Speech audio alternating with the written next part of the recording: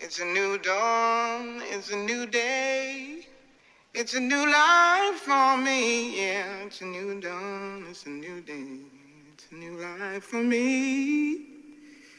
Ooh, ooh, ooh, and I'm feeling good.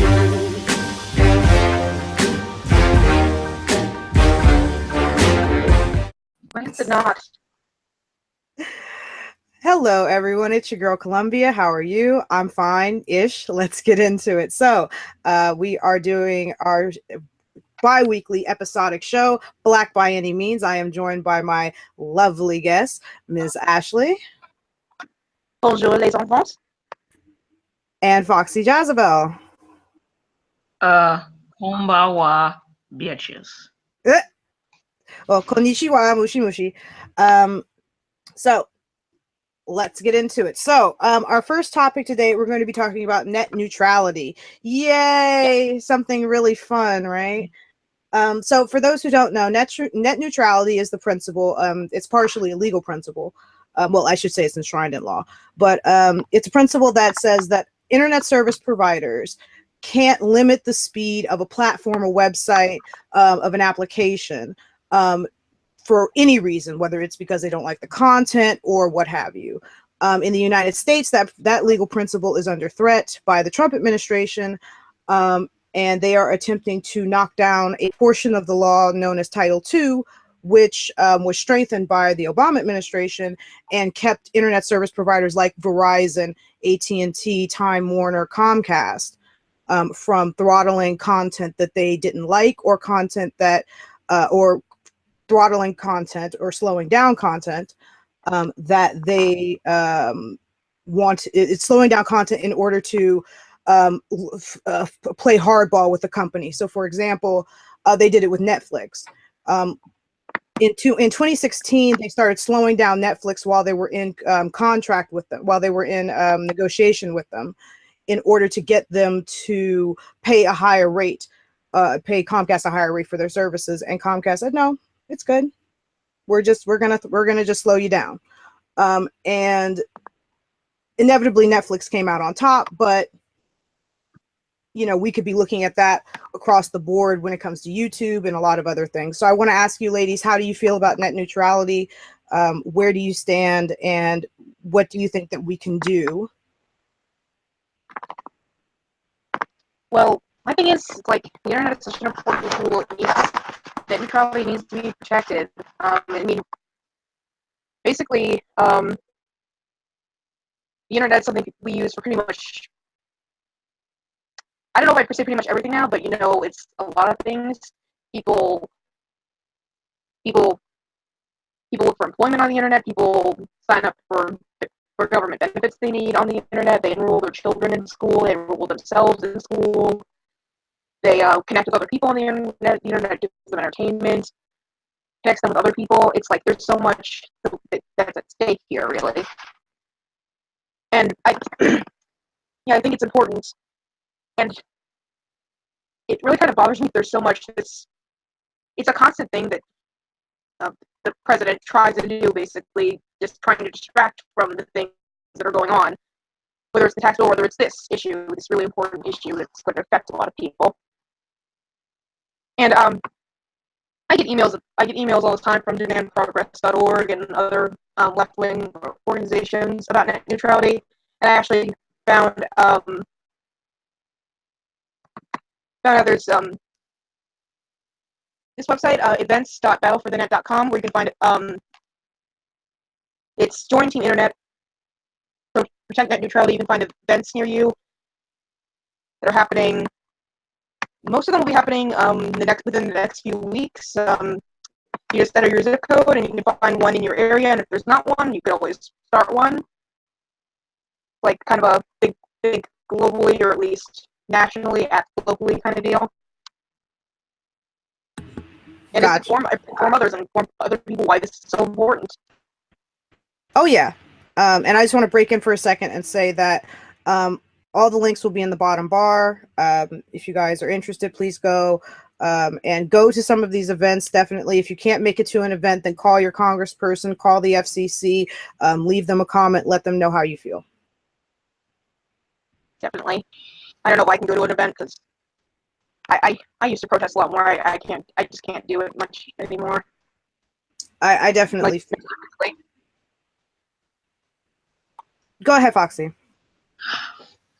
Well, yeah, I totally agree that net neutrality is a thing that's really important. And every time we turn around, it seems like things that are important for the people, for the masses, are just slowly being taken away one by one. First, we lost some consumer protections thanks to the the GOP majority in the Senate and the vice president. Then there was the trans ban that Trump tried to get started, but couldn't get that going. Then the Muslim ban, and now with this, and also the looming tax debacle that's about to come up. So it just seems like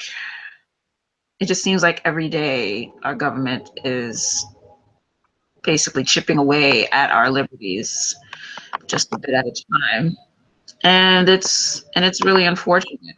And I think it was good on you, Ashleigh, for sharing that resource for people to protest, especially at the at specific Verizon stores. And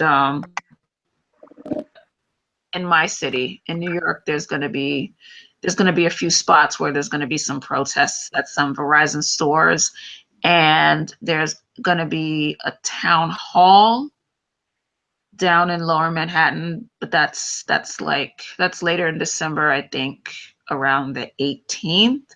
So I guess that may happen like after the FCC actually has the vote. So I'm not sure if I had the time, if I would go to that one. But definitely I think if folks in NYC, if you guys can if you have the time to show up to any of those other areas where there'll be protests next week, should definitely do it. Oh, I concur with my ladies here. There's going to be a drop-in on Nancy Pelosi's office on the 5th of December at 4 o'clock. That's going to be in San Francisco. So if you're in the Bay Area, I'm going to try to make it. If you're in the Bay Area, it's important that we let her know, and it's important that just because you have a Democrat in office or a liberal in office, that doesn't mean that you shouldn't go and voice your disconcern.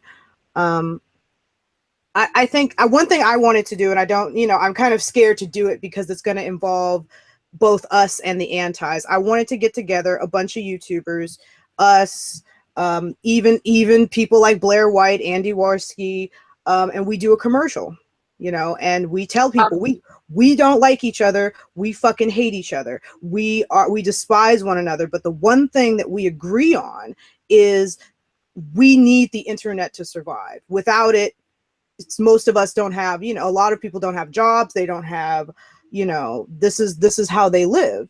And if Comcast can decide that my content shouldn't be seen or that Blair's content shouldn't be seen, that's a problem. Even though, yeah, I despise her. I think she's a fucking horrible person. I think that she advocates for inevitably she advocates for things that can lead to violence. I think that it's still wrong of any internet service provider to block her. But yeah.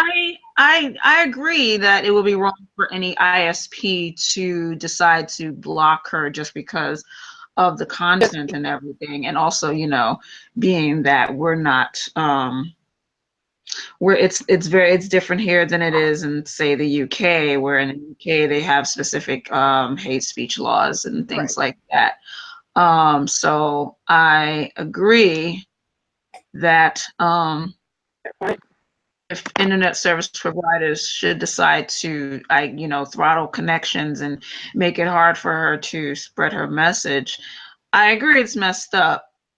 Where I disagree is that I seriously doubt that Blair White or Andy Warski or any of the anti-SJUs in your area, seriously doubt that they would do for you what you suggest. Oh God, Because no. I know they wouldn't. everything is, if it happens to them and people who they like, it's wrong. But if the right people, according to them, are having their free speech rights mucked with and fucked with and taken away, then to them it's like, oh, there's grass on the field, so play ball. They're fine with that. So personally, if it were me, I would probably, I would not even throw the temporary white flag out and be like, yo. If anything, I would definitely try to find YouTubers who are less disappointments as human beings, and hit them up. I think Cat Black is on the West Coast. I think she's in LA. So I would definitely try to find a better class of YouTuber. Getting out of the slums for a second. That's asking a lot of me. I'm actually wondering if do any of you ladies know if like any of the second. Just had to be an uppity negress for a second. Oh, stop. There we go. It's a way of life.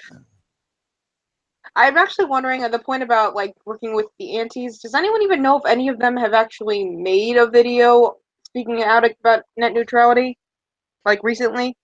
Hell no. I was just on my anti-account. Money that I don't have, that they have not. But they sure don't mind making like 50-11 videos on how much of a cancer they think feminism is or whatever. Oh yeah, they'll make 900 videos about Anita Sarkeesian. It's basically like drama center, like all. Okay.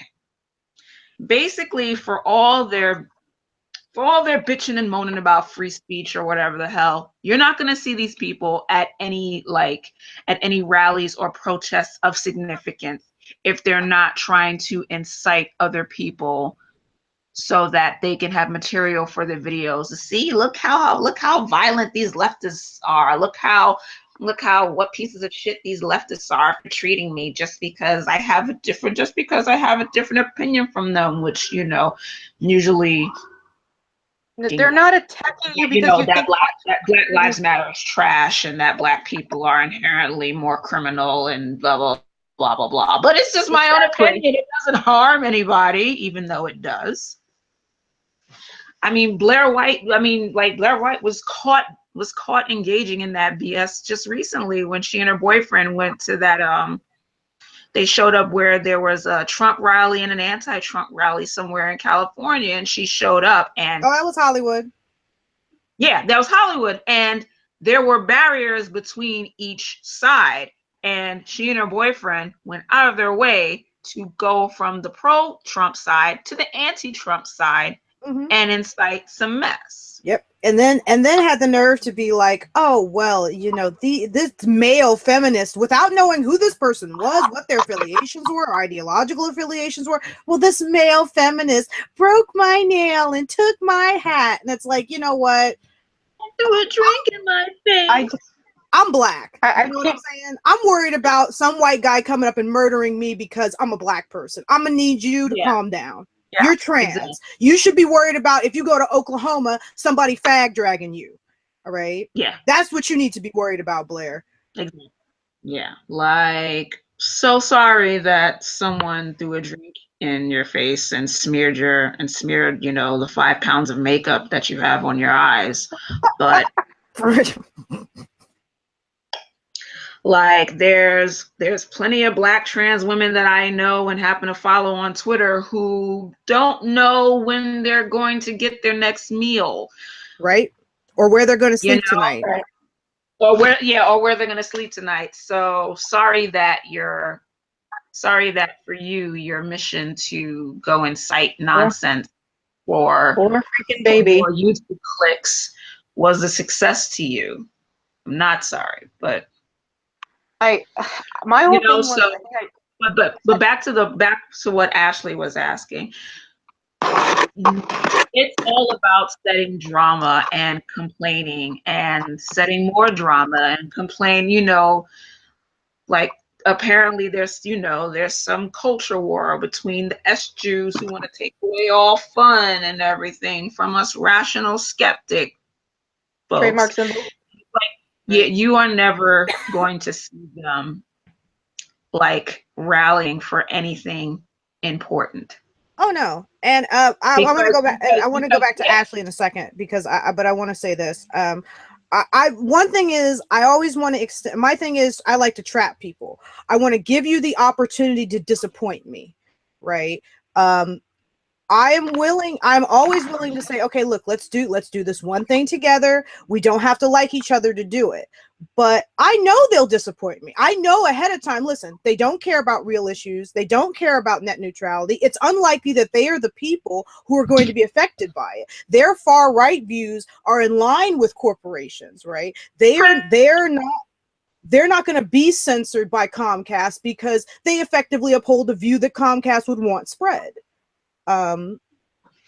So they're not going to be affected by it necessarily. But I want to go back to Ashleigh because she's been she wants to cut in, not cut in, but I know Ashleigh has some stuff to say. So go on, Ashleigh. So yeah, sorry about that. It's all right. I mean, my whole thing is just the question about net neutrality, like whether the antis had talked about it or not, was pretty much hypothetical because I know none of them really have. It's just I wish they would just stop saying free speech, free speech, free speech, like it's such a verbal tick, like because you don't care. You didn't say a word when Trump said like oh, I want to sue all these journalists who are saying these really mean and totally true things about me. That's paraphrased to hell, but that was pretty much the gist of what he said. It's like that's an actual that would actually be like a free speech, freedom of the press issue. Like there was some reporter who I don't remember what exactly happened, but like Trump said she should go to jail because she laughed when I don't remember who it was when Jeff Sessions, was it that? Yeah, Jeff. Remember, Jeff like, there was a case when someone laughed at Jeff Sessions. Yeah, that's it. And they actually tried to sue her. Or I thought they tried to send her to jail for that, and I'm just like, either send her to jail or sue her. And it's like there's no outrage about that from like T.J. Kirk, Dave Cohen, and but let me have a big histrionic meltdown about the existence of unisex bathrooms or this thing that Steve Shives said, or Steve Shives blocked me, and that's like such a violation of free speech. It's just like, shut the hell up! You don't know what you're talking about. Yeah. Like, oh my God, are you guys part of the Steve Shives Block Me Club? It's like, you guys really made a club, and the only thing that brought y'all together is our block, right? Good heavens! Like, the reporter's name was Desiree Ferrazu. I don't know if I'm pronouncing that right. Okay. I just trying to be a smart ass. Looked it up. No, that's okay. I should have looked it up before I said something about it. I was just don't worry. Like there was all these millions of things like that. All these things that would have been great things to actually bring up that actually are free speech issues, but like the crickets were so loud. Because it's a cover, right? They learned from the far right. The far right taught the kind of conservatives and the center right how to act.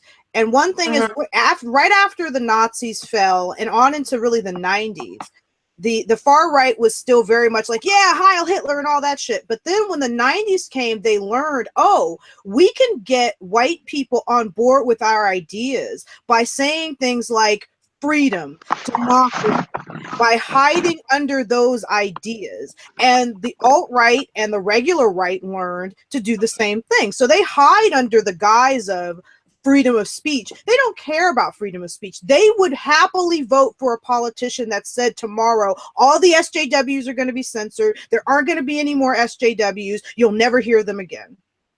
Of course, and I think the word you're probably looking for is dog whistles, and it's not a new thing. This goes all the way back to Southern strategy. This is 1960s stuff. All right. I'm very happy. You know, just like when, hey, you know, it's not okay, so apparently it's no longer in vogue for us to just call black people niggers anymore. We can't do that. So we have to do this. We have to say this word. So, you know, we'll talk about welfare. We'll talk about you know, welfare queens, right, and public assistance, and you know, crime and thugs, you know, the welfare state, and we're going to be tough on crime. The war from the war on drugs on. Yeah, war on drugs, and all this other stuff. So it's basically old stuff, you know. These people trying to make old shit seem new, but it's really not. And that's what kills me about, you know, conservatism in all of its flavors, whether it's, you know, center right, you know, hard right, left, you know, far right, you know, alt right, and all this other stuff. It's, you know, people like to, you know, people like to dress up this conservatism as like you remember how they tried to say that conservatism was like the new punk, the new counterculture, and it's like yeah, Milo Yiannopoulos tried to do that, and some people, you know, jumped onto it, and they really try to push it as, you know, if being conservative is like this radical thing. It's this thing that's so counterculture. I love your hat. And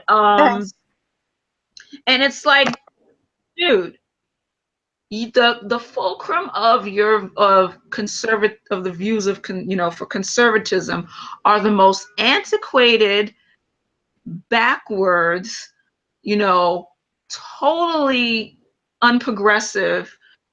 It's probably not a word, but I'm making it up, so screw everybody. Go for it. You know, just totally the, you know, lack of, you know, being radical or of being counter to the culture or what have you. And it's totally based on old shit, on antiquated, you know, traditional, you know, quote unquote values, and like patriarchal, you know, racist white identity politics bullshit. So, like, they're not fooling anybody. Well, they think they are, but they're not fooling anybody in the know. They're not fooling us. And the thing is that, like, I don't think they're even fooling the people that they want to sort of, you know, persuade to join into the movement. Because remember, there was that survey that was done like not too long ago, like maybe a month or 2 months ago, that said that, you know, when it comes to, like, you know, seeing the alt-right, the far right, and, you know, neo-Nazis and neo-Confederates, while there are a good number of white people who don't like them, they still share views. They just don't act on them as extremely as fucking Nazis would. They still think, you know, Black people are, you know, genetically inclined to committing crimes and stuff like that. They just won't say that, and say that they should, and say aloud that, you know, they should go back to Africa or call us apes like that. So it's like there's really, the line is really fine to Nazis and others who are apologists and useful idiots for them. So yep. You know, they still share, you know, and even like the common person, they still share, you know, they still share a majority of, you know, of the same racist and bigoted views about other groups as Nazis do. So it's agreed. I don't know if AP still does this. Back in 2012, AP did a poll, and people were shocked by the results that roughly 51% of white people still hold negative views about Black people, going all the way from Black people's work ethic to whether or not African Americans were trustworthy. And I cite it all the time, and I say, listen, for the most part, that's probably a rough improvement, right? You have to figure that before public polling in the 30s, you probably have to figure that 75 to 80% of white people held negative views, and that's just baseline negative. That's not like the most abhorrent views, right? Of course we're making progress, but at the same time, we are always fighting. We're always fighting that battle between making progress and then having to deal with these dickheads who seem to who want to either make a quick buck off of people who are naive and who don't understand politics and don't understand their own political position and think that, well, I'm white, but at least I got it better than these niggers, and don't understand that really you don't. Really, you're just as bad. The only thing that you have is your whiteness. If you take that away, or your maleness, if you take that away, you're basically us, right? But they make a quick buck off of these people who want to use Black people as a scapegoat, who don't want to face up to the fact that it's other white people who are fucking them over economically, it's other white people who are fucking them over politically. And they also these are people who believe these things. Who are, a person like Sargon, it's difficult to determine whether Sargon is just an apologist and a person trying to make a quick buck off of scapegoating particular groups, or whether he's someone who believes it. But you go to kind of the further nether regions of like a Millennial Woes, you pretty much know Millennial Woes believes what he's saying. Oh, yep. I think Sargon definitely believes in what he's saying. Really? Probably. Yeah, because I think so, because I've seen his performance in way too many debates. Mm-hmm. And he's just, they may think that he's, that he's harmless, but he's really not. No, he's not. He's not harmless. And from what I think, mm-hmm. I don't think you would see like Sargon like out, marching with the tiki torch or anything like that. But he's definitely the white people who, in the poll, sorry, I have it up. It was a new poll that was done, through Reuters and Ipsos. It was done in collaboration with the University of Virginia Center for Politics. Okay. They found that while respondents by and large reject white supremacists and neo-Nazis, many share the same racial beliefs to which the unified group subscribe.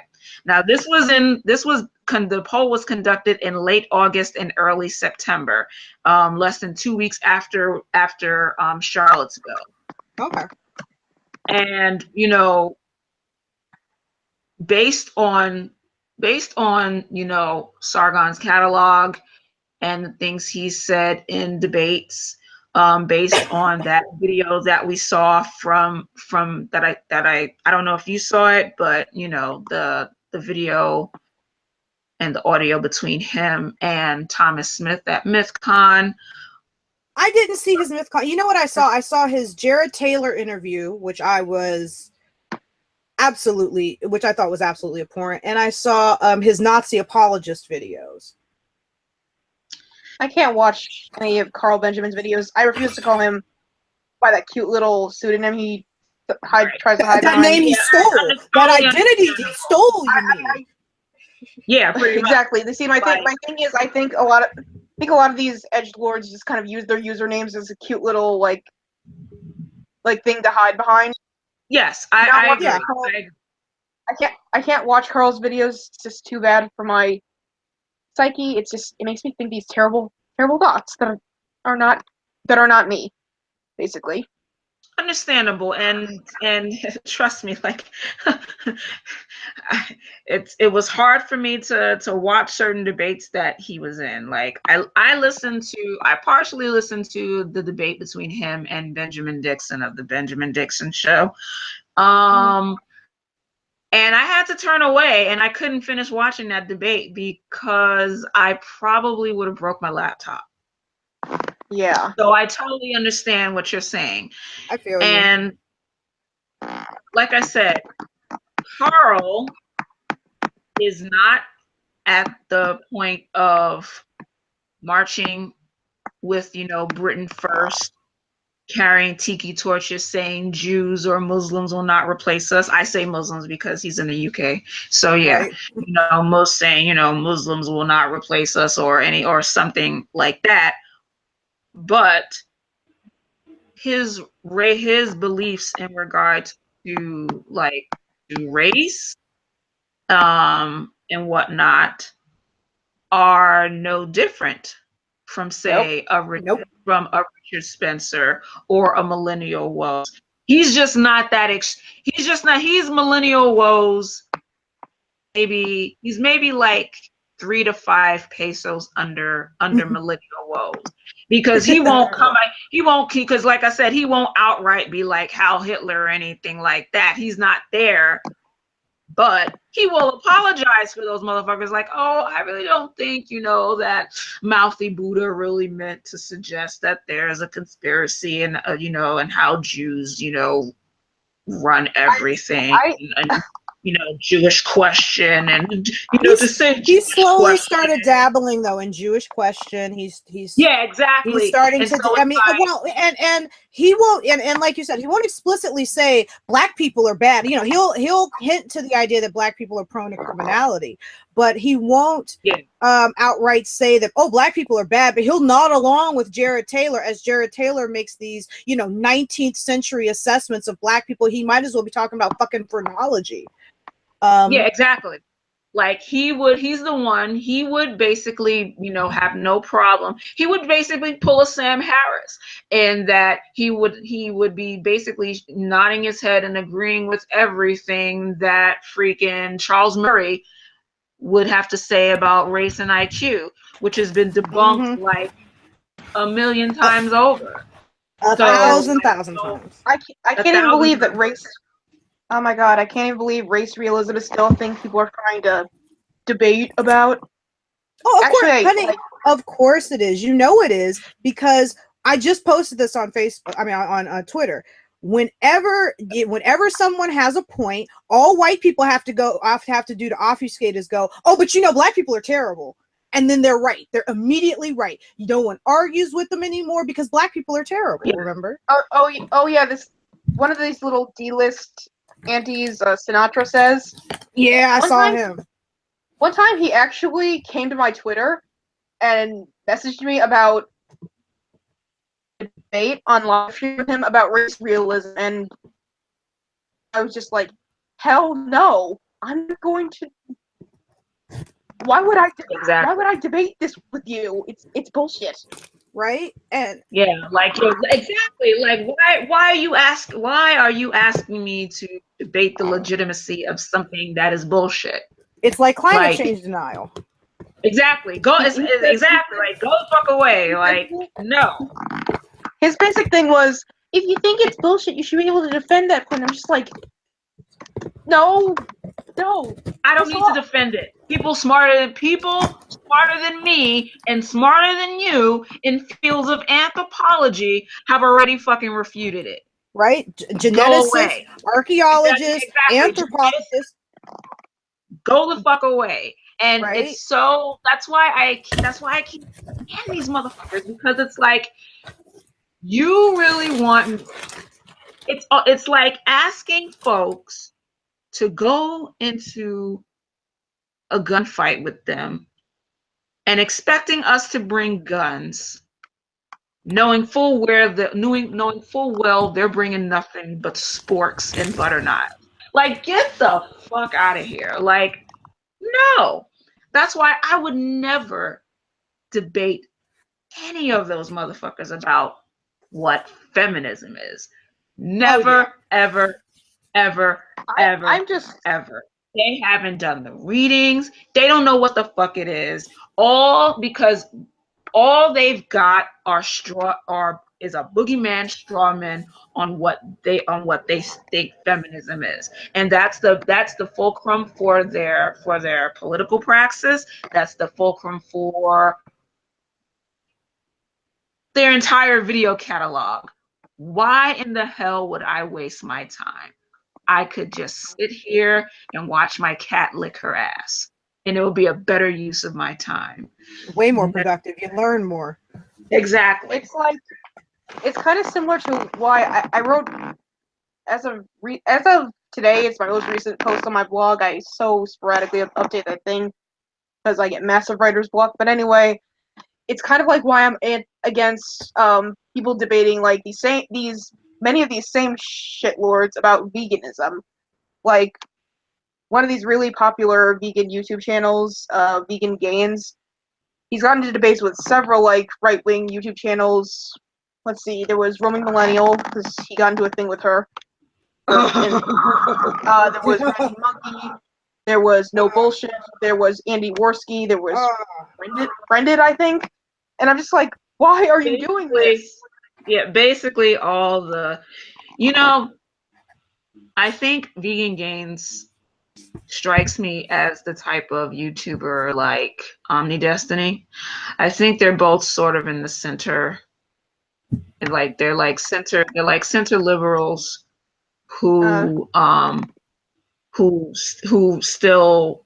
into the whole free exchange of ideas thing, even though debates nowadays are more about trying to one up and give off the idea of winning than actually knowing what the fuck they're talking about. I completely agree. Ashleigh, since we're on the subject of veganism, I've heard you brought us something juicy today, lady. Yeah, yo. A friend actually shared this with me. It's a New York Times article about the growing popularity of veganism among Black people. Ooh. Oh man. Oh. The article is entitled "Black Vegans Step Out for Their Health and Other Causes." And it mentions a lot of people. The photograph under the headline is Monique Koch, I think it is, a vegan family coach who's known as the Brown Vegan on YouTube. Oh, I think I'm subscribed to her. He's leading a cooking class in the 4th annual Baltimore Vegan Soul Fest in August. I never get to that. It's too far away. Mentions AFCO.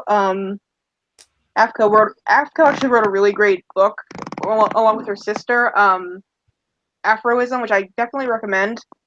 You should post a link to the Amazon page in the description. I'll send it to you. Oh, my mic is like, I don't want to mute. Don't unmute me. Oh, now mute me. Sure, of course. Of course, all links will be posted in the description. Yeah, I looked through that article a bit, and I thought it was pretty good, and it also goes to show that I'm glad it stresses the idea that veganism is not necessarily just a quote white thing. Yeah. Like, oh yeah, there's always been people of color who don't eat meat or animal products. So the late Dick Gregory. I read Dick Gregory's How to Eat Live. And it goes really far back, like even like Coretta Scott King. I never knew that. Wow. Yep, she was vegan, and their son Dexter is vegan. Awesome. Yeah, I think for me, the only thing I worry about, or I guess the only thing that concerned me a little bit when I was reading the article was when I was reading some towards like the middle or the end, and it was saying that that people are seeing this surge in, you know, and more Black people going vegan because of, you know, either for health reasons, which is good, and that's not the part that concerns me, and as much as because they've seen that documentary, What the Health. Now, I haven't watched it yet. I've heard mixed reviews about it, that it has some good things, but it also kind of has some alternative medicine, like woo stuff. Yeah, I have a video where I talk about this on my channel. In the video I basically say that I don't really care about What the Health, that I basically tried to watch it and I really just couldn't get into it. And basically I was just how I was basically just against, I say basically a lot. That's fine, honey. I say like all the time. Really against. Well, I mean, I'm really against pushing. I'm against pushing veganism as like a cure-all for all diseases. I talked about how, yeah, I'm a vegan, but I still have issues and I don't have perfect blood tests, but I can do things to correct them, so I am. And it's like, and I was, coincidentally at the time I was stressed for bed, I was wearing my from Motive Company that has chickens on a farm in a cage, and says, because they don't have a voice, you'll never stop hearing mine. That's a whole other thing that I've actually started rethinking, but so basically I said, I'm vegan for them, I'm vegan for animals, for ethics, not because it'll give me a perfect body, or the body of Tyra Banks, which is just as well since she's taller than I am. Or like a thigh gap, or the ability to see through walls. It's like whatever. It's just like, and that's cool, and like that, and that's totally the thing I'm with, you know. And even as someone who, I'm a meat eater, but I can definitely understand, you know, why people go vegan or, you know, vegetarian, you know, because of the ethics in regards to how the animals we consume are treated. I totally understand that, and I definitely have issues with how, you know, big companies like Tyson and etc., how they treat the animals, how they pump the animals up, you know, with antibiotics because of the things that they feed them, the stuff that they feed them with. They use that to make them grow bigger and fatter and things like that. But it also, and faster. That's and faster. Because like the faster they can get them to grow, the faster they can kill them, and then you get a whole new bunch of baby chicks and just make them grow, and the cycle starts up anew. Exactly. Right. You know, and the high density feedlots and their impact on us, you know, the environmental impact on us, as well as the environmental impact on the animals living around those feedlots, is tremendous. Yeah. So there's definitely issues with that. Personally, I think if people really wanted to know a bit more about the ethics of where our food comes from, personally, I would recommend they watch Food Inc. Yeah, that was a good one. And in defense of food. So yeah. So I haven't seen all Food Inc. I might watch it to the end.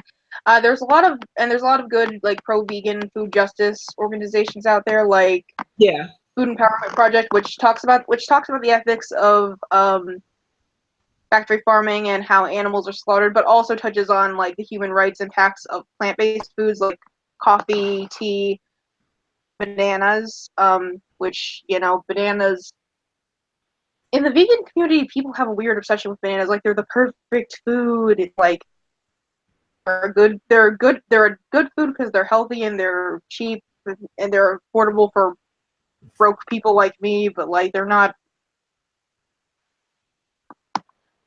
Right. Yeah. And plus, you know, since I get it, since I really used to be into fitness, I know that it's a fast source of, you know, fiber and fructose and things like that. So I definitely get the appeal. I personally don't like them. I don't like the taste of them, but that's just me. But yeah. I like them already. Bananas. My dogs adore them. My dogs, they will just like, they'll sit nice. So if I peel banana, they'll like sit nicely and lick their chops like I'm holding a biscuit. Like, you want to give it to me, Mama? Right? Please, Ma, I just want the biscuit. Please give me that banana now. Come on, you want to just give me the biscuit. Sometimes Give me the Loki will biscuit. stand up on his hind legs and like put his front paws on my leg, and I'll just be like, "You sit nicely, or you don't get any." Yeah. You either sit That's nicely or you don't get anything, young man. they are not vegan. But My dogs, well, they're family dogs, and my parents buy their food. I don't know that I would raise dogs vegan anyway. If I had human children, I probably would raise them vegan. But like, since I have dogs, but since I just plan to have dogs, I don't really know. well, let's see what happens. You never know. Trust me, they're coming out with so many different types of like of foods and all natural crazy stuff for dogs and cats. So Yeah. you know, so I try to do right by my cat and as far as like getting her stuff to sort of sate her inner carnivore and things like that. But sometimes that kind of requires money, and it's not like I, Yeah. got dough and live on the Upper East Side or something like that. So I can't be. For a Right. long time, I live in a large long enough time that the hair on my older dog's face was falling out for a long time, and it didn't stop falling out until we got a different food.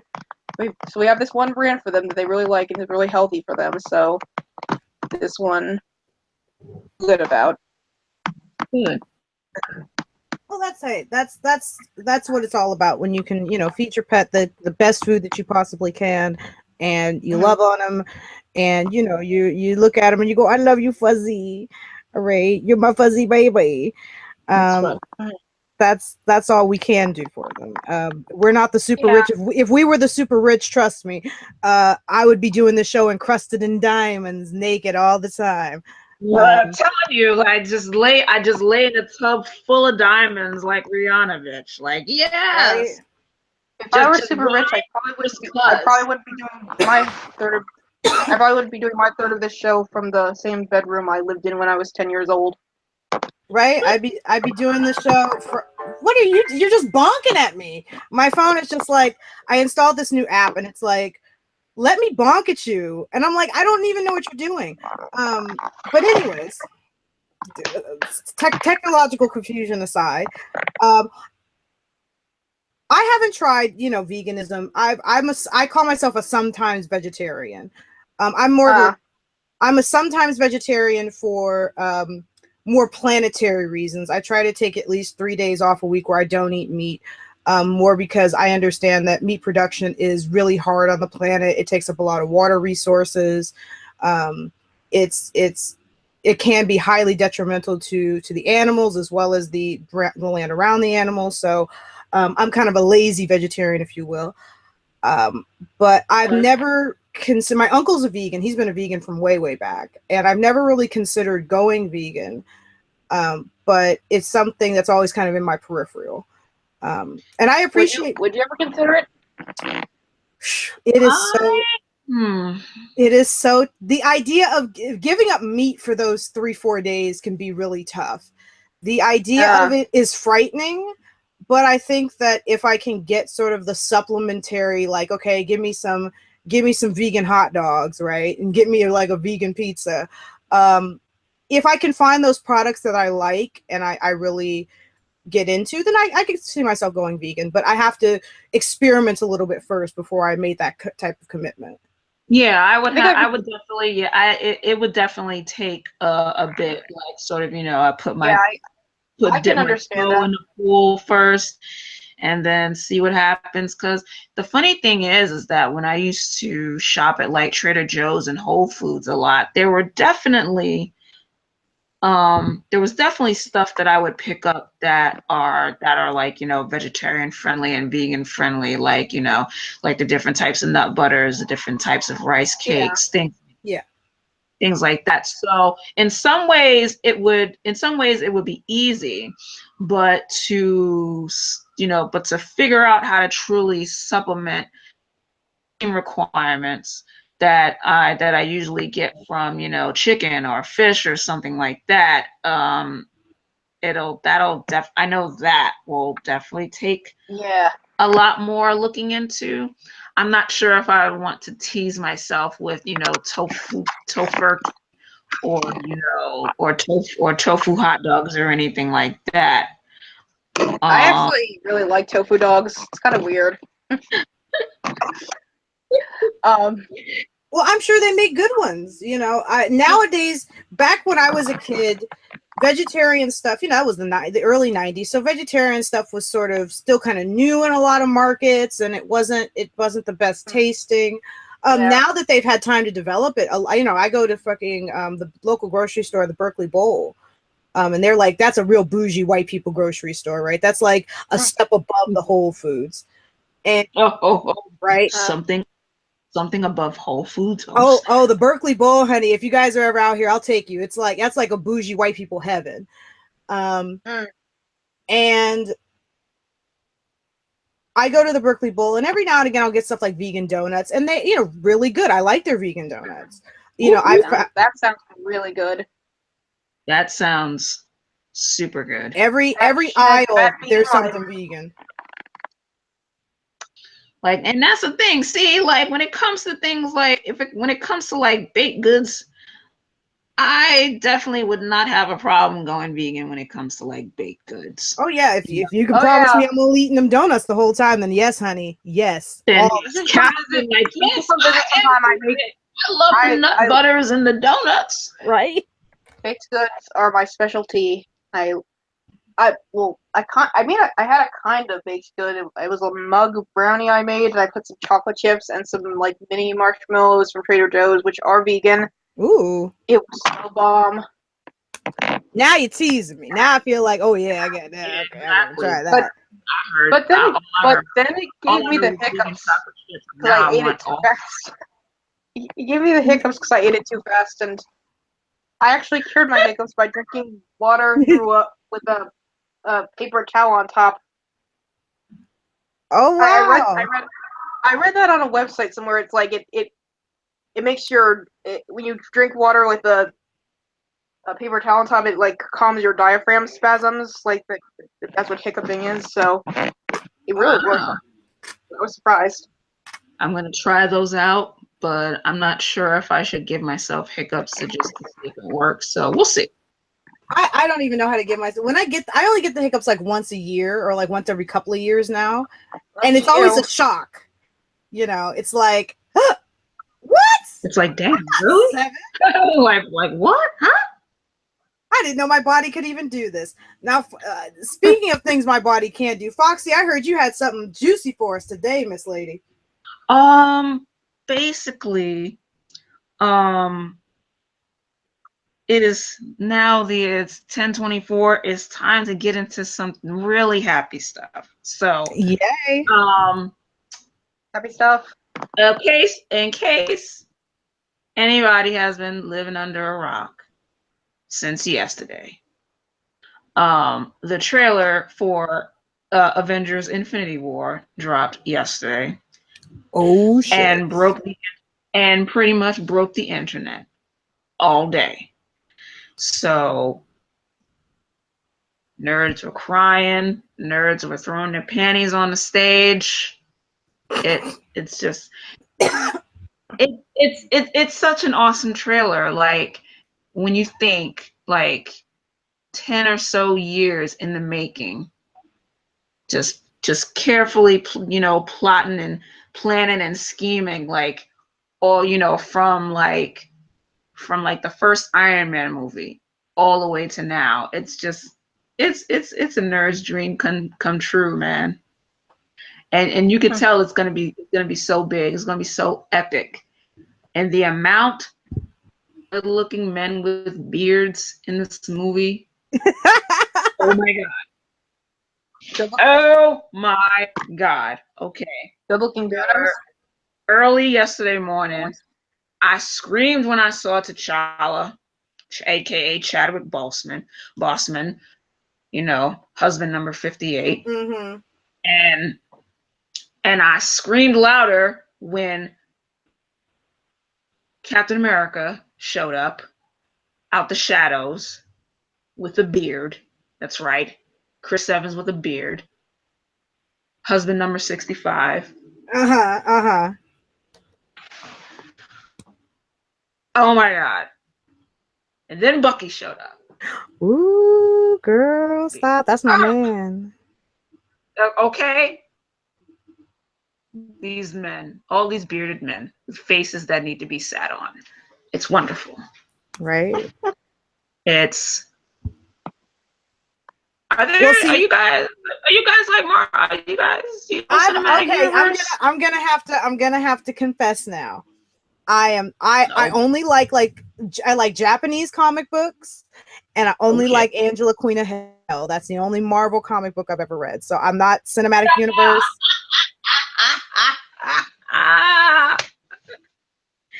At all. I've never seen any of the movies. All right. But you're making me want to see this one. Baby.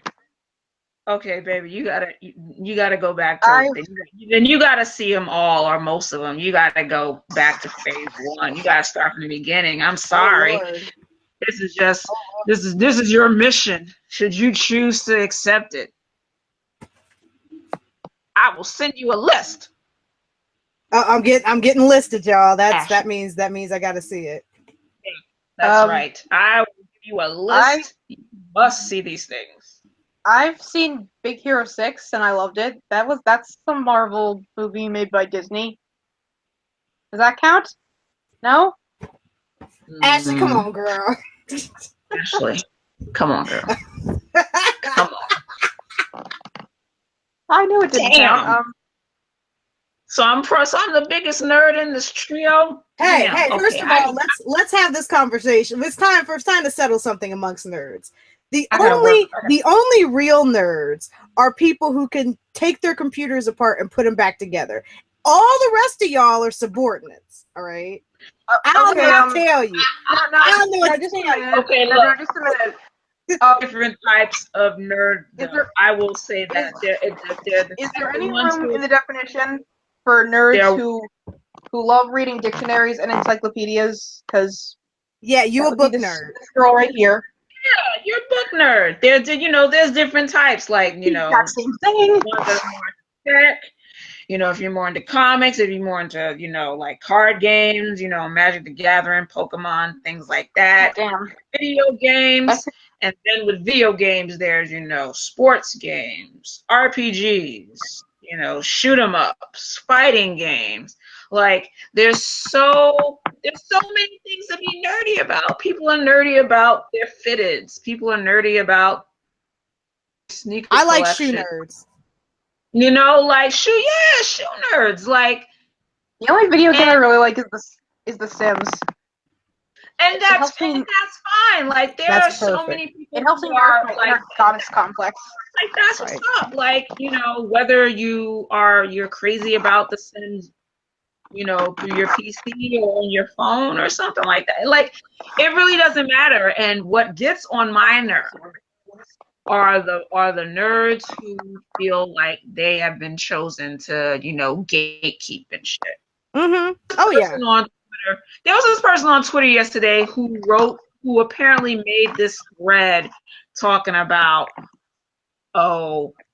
if for all the so-called nerds who just decided to jump on the bandwagon, y'all need to get out of here, blah, blah, blah, blah. And I'm just like, are you, like, bitch, you serious? Whenever people try to play that game, I go, listen, your grandmother is a gamer from way back. She was playing bridge when you were shitting your pants, all right? She can kick you out of nerddom anytime, any day, all right? There's no seniority to me, right? Everybody's a nerd. Everybody's got their niche. Everybody's got that community of people who get together and, like, we're going to talk about all this crazy shit we all know about D&D. Oh, yeah. Gatekeeping is the worst thing in fandoms. I've actually seen that happen a lot in Nightmare Before Christmas fandom. Mm-hmm. Like, a bunch of people just like, oh, I used to like this movie so much, but now all these thoughts turned into a trendy thing. It's just like, listen, I love Big Hero 6, okay? It's like, Big Hero 6 was a huge hit, but I can't find any merch for it anywhere. like that Baymax hat is pretty much all I have. It's like if Big Hero 6 suddenly got really, really popular, like, what, 20 years after it came out, like, a bunch before it came out, and like all these like young hipsters and goths were like swarming over it. Static. Right? Yeah, I get you. I'm gonna say that part of me gets the hate towards hipsters because hipsters. Hipsters is a thought. Hipster is just a thought-terminating cliche anyway. Just like SJW. But go on. Yeah, it's like But well, y'all know how I feel. I sort of kind of get it, but Mhm. yeah, like what I am not here for, and what I don't get from, what I don't understand why certain other nerds don't get this, is that you should be happy that other folks are enjoying this thing that you enjoy, and you are no longer being ostracized for it.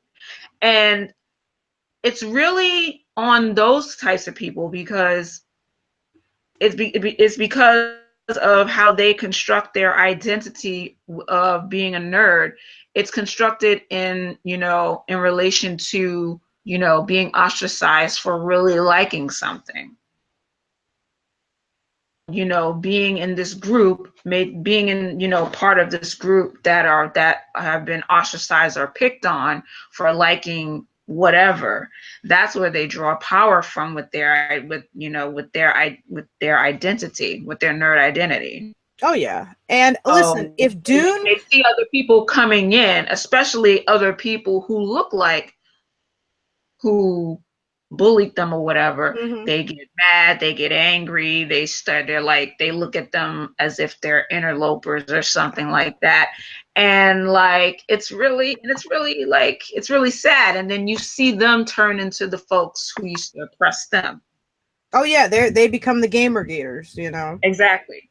They become the dude bros. Meanwhile, they're trying to tell folks who they're oppressing that, oh no, we can't be like that because we're not like those, jocks over there or whatever. And it's like, no, you're just like them because because the way you think of women who come into your space, you think the way you think is not different from how jocks think. True if a woman were to come in. So Ashleigh, I feel you about Big Hero 6 because I'm a huge Dune fan. Like, me and my boyfriend are together because we both have the same favorite book. It's the fourth one in the series, God Emperor.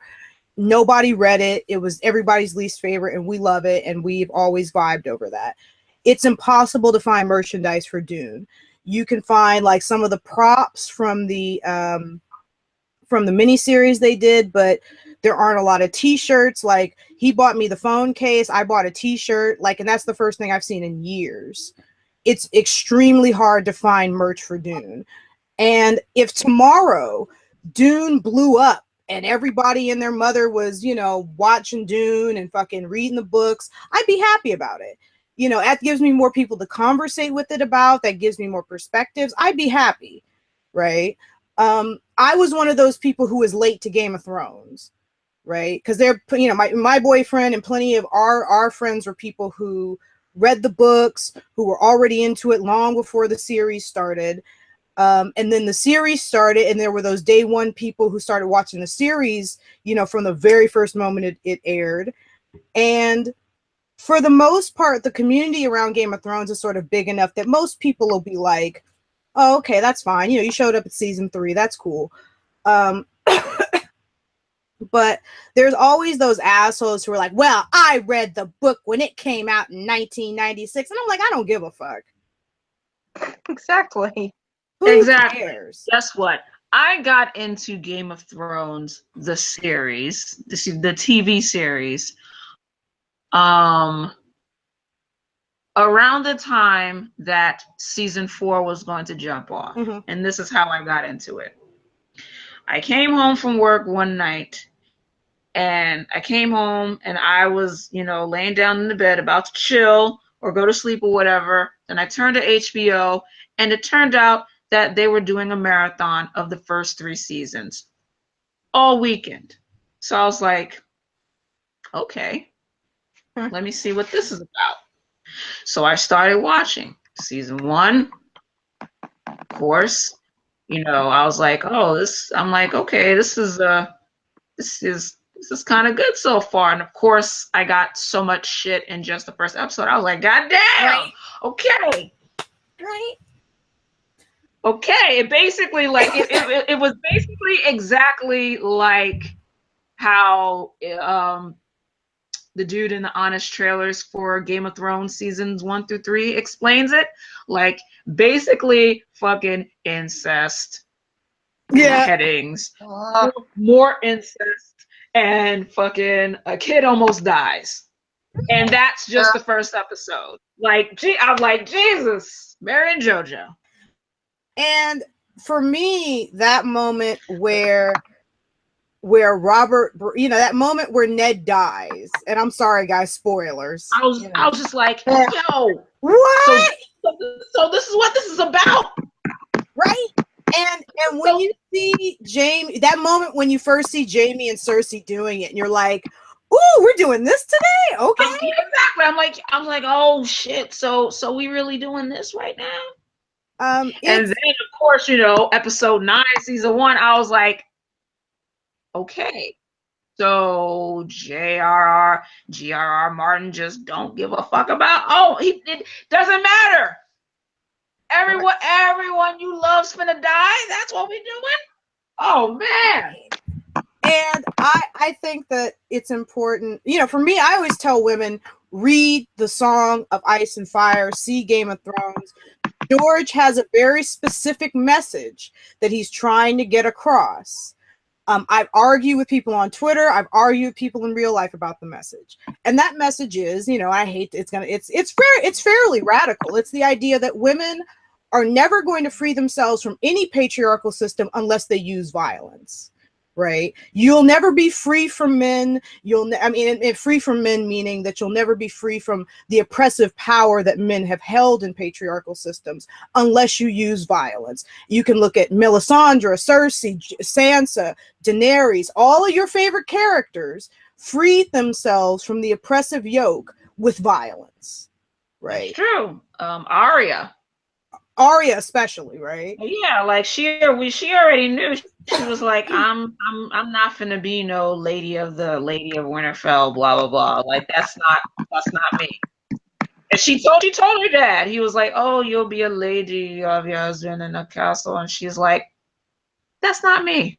And it shows you how kind of dumb Ned is, because if Ned believes that his sister was kidnapped and raped, wouldn't you want your daughters to feel like, no, I'm not going to do that. That's not going to be my life. I'm going to kill a motherfucker if you come for me. Yeah, there's probably definitely that moment where he saw Lyanna, a lot of Lyanna and Arya, and you did. I mean, we're gonna. I want to do like 9 to 10 episodes of our show, Black by Any Means, before we get into Black by Any Means, Game of Thrones edition. Okay, all right, yeah. I think at this point I should mention I have not read nor watched Game of Thrones, nor do I intend to, because I can't do graphic violence or depictions of incest, because that'll be too much. That's which all is right, ironic honey. since I'm really into true crime. It's ironic. I'm trying to think of what you might like. I don't think there. Well, I think that's kind of graphic too. White Princess was good. You know what you might like? You might like BBC in the 70s. They did a show called The Shadow of the Tower, and basically all Shadow of the Tower is Game of Thrones without the violence. It's just the talking parts, which are the parts I find the most fascinating. And it's funny because I watched The White Queen and The White Princess. I watched not through BBC. I didn't see The White Queen or The White Princess until I saw them on Starz. Until Starz got the rights for them. Yeah. But yeah, I mean those were really good. They're based on. Where can I see them? Actually, it's The Shadow of the Tower. Shadow of the Tower, and is it on Netflix? I don't know if it's still on. It was on Netflix for a while. I don't know if it's still on Netflix. You can catch it on YouTube. It's free on YouTube. Also, Elizabeth R. Okay. You'll, if nothing more, you'll love the costuming. They went to great pains to try to mix kind of the historical stuff with the more dramatic elements. You really get into it. There's nothing super graphic. It really is just talking, and it's amazing. You're gonna like it. If you're into sort of historical retrospective stuff, you'll like it. I am interested in like psychological kind of stuff. Oh, then you'll love Dune. You'll Dune? love Dune. Dune. Read. If you don't see them, I don't think there's a bit of violence in Dune the film, but you'll like the book. The book is a psychological thriller, political thriller. You'll like it. Are you just against violence, period, or just graphic violence, Ashleigh? I just can't watch like graphic violence. I mean, I can watch like scenes of people punching each other, or punching and kicking, and even like shooting or stabbing, but like not like super graphic. Okay, so you wouldn't be able to say watch, Walking Dead or something like that. Ooh, definitely not. Okay. And let's see, the local library has a book sale every second Saturday of the month, and like paperbacks are like 50 cents a piece, so I'll look for Dune then. Okay, for sure. It was really popular, so you'll definitely be able to find a copy, no biggie. Yeah, Dune, that was like back in the 80s. I'll make my lovely cramped shelf for it. It's an oldie but goodie. Oh yeah, I'll tell y'all, I just bought a Gom Jabbar. Ashley, you'll know what that means in a minute. I don't know, Foxy, I don't know how familiar you are with Dune, but I have I just ordered my little pain stick so I can start testing for humans. YouTube needs, one thing that I feel like we need on YouTube is a Bene Gesserit. We need to put your hand in the box. I'm gonna put this poison to your neck, and if you react, you're gonna die. All right.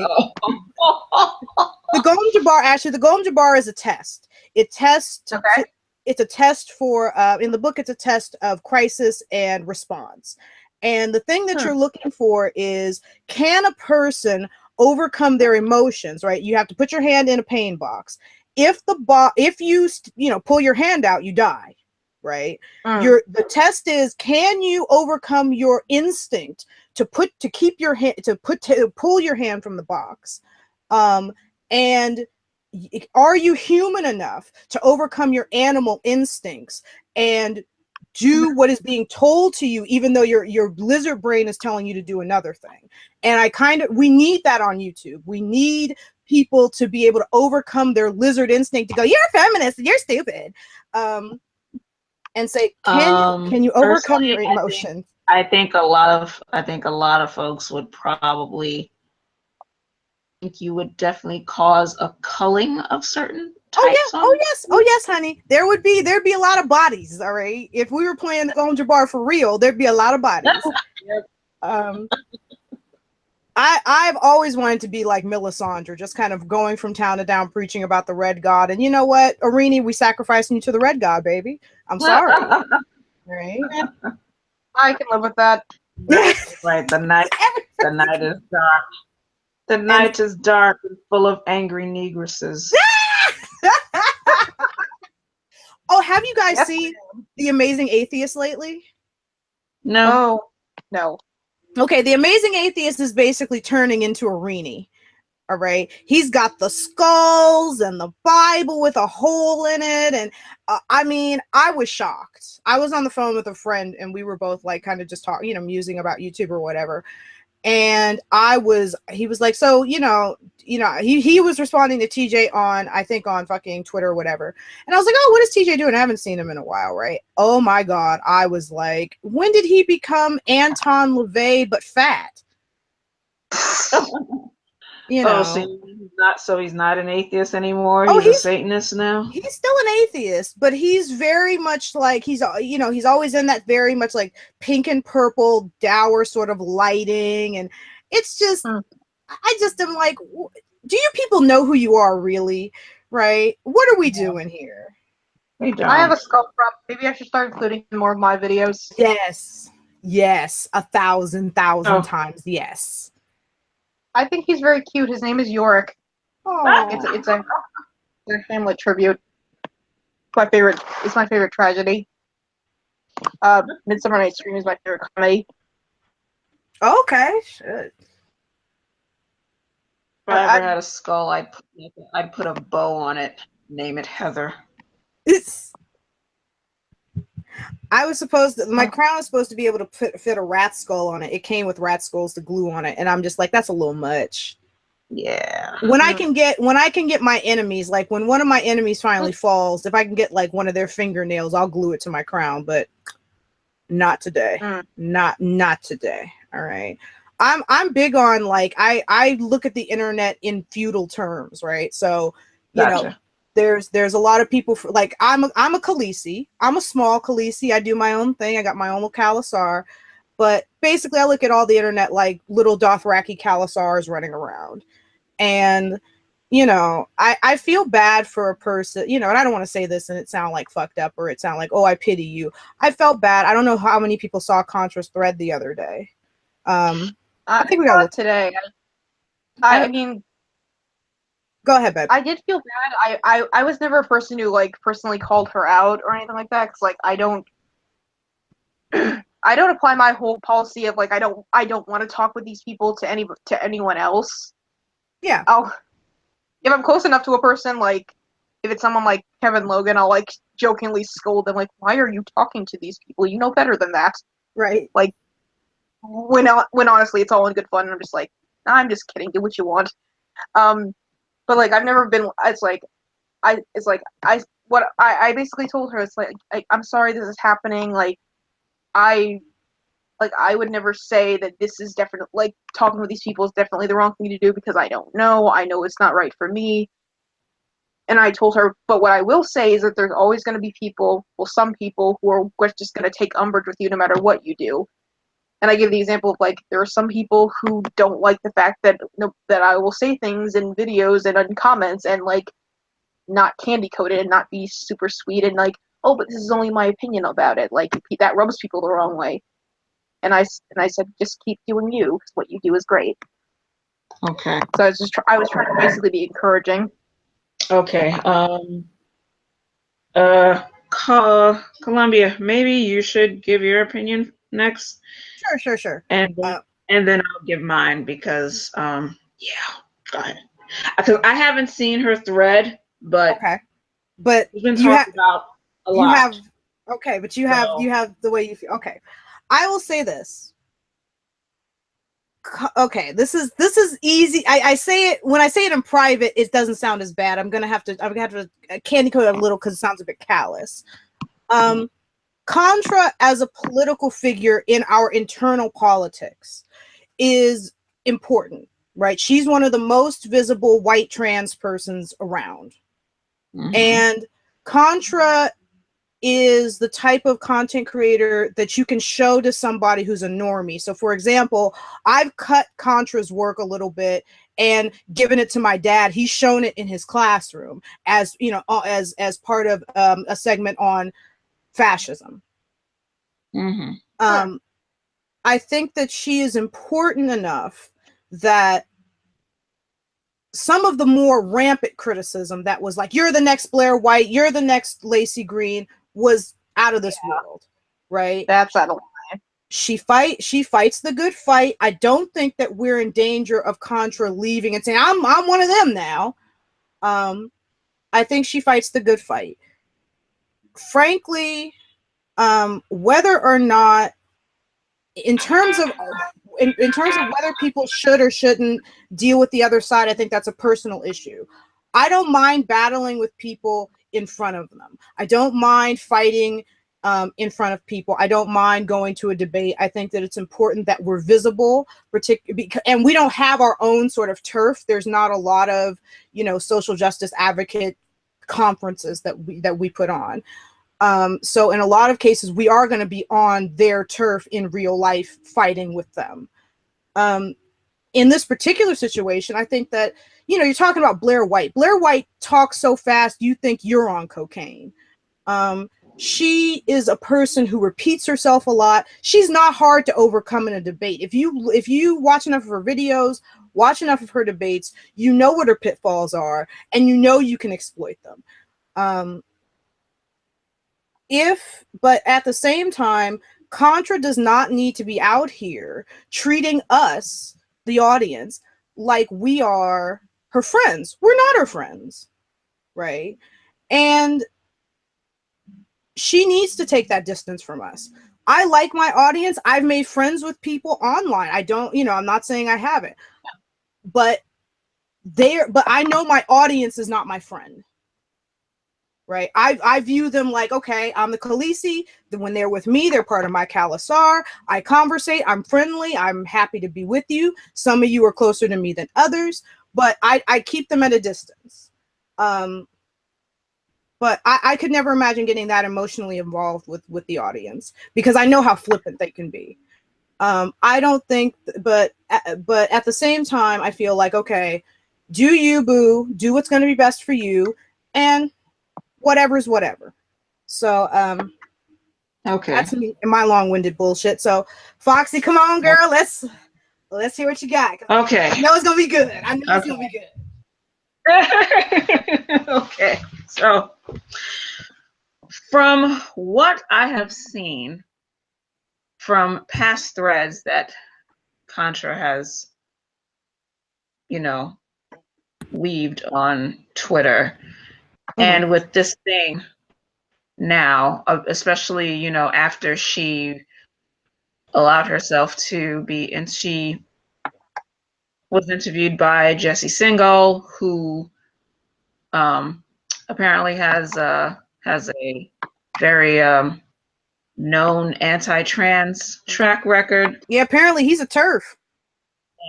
And now with her considering, talking with Blair White again, and then that other tweet that she put out about wanting to have drinks with right wingers and ask them, why they think what they think, what their hopes are, what their dreams are. I am not surprised by these. I'm not surprised by what she's saying, because even though Contra is a trans woman, she's a white trans woman, and she is also, so she's still, even in being part of a marginalized group, she has more privilege and more access to things that trans women who are not white would have. Also, her mindset is different in that can share space with folks who would more or less, they would not care if she were to be killed or if something were to happen to her. And I really think it's a consequence. It kind of comes with certain white folks, in that there is that blinder there. Remember, folks sort of had a problem. There was an issue when H Bomber Guy and someone else went to VidCon. Oh, it was Contra. Oh, Contra and remember, it was Contra, H Bomber Guy, and Lindsay, and they were all Lindsay Ellis, and they were all had dinner, I think, or lunch or whatever, with Shoe on Head and Armored Skeptic, and I don't think Blair was there.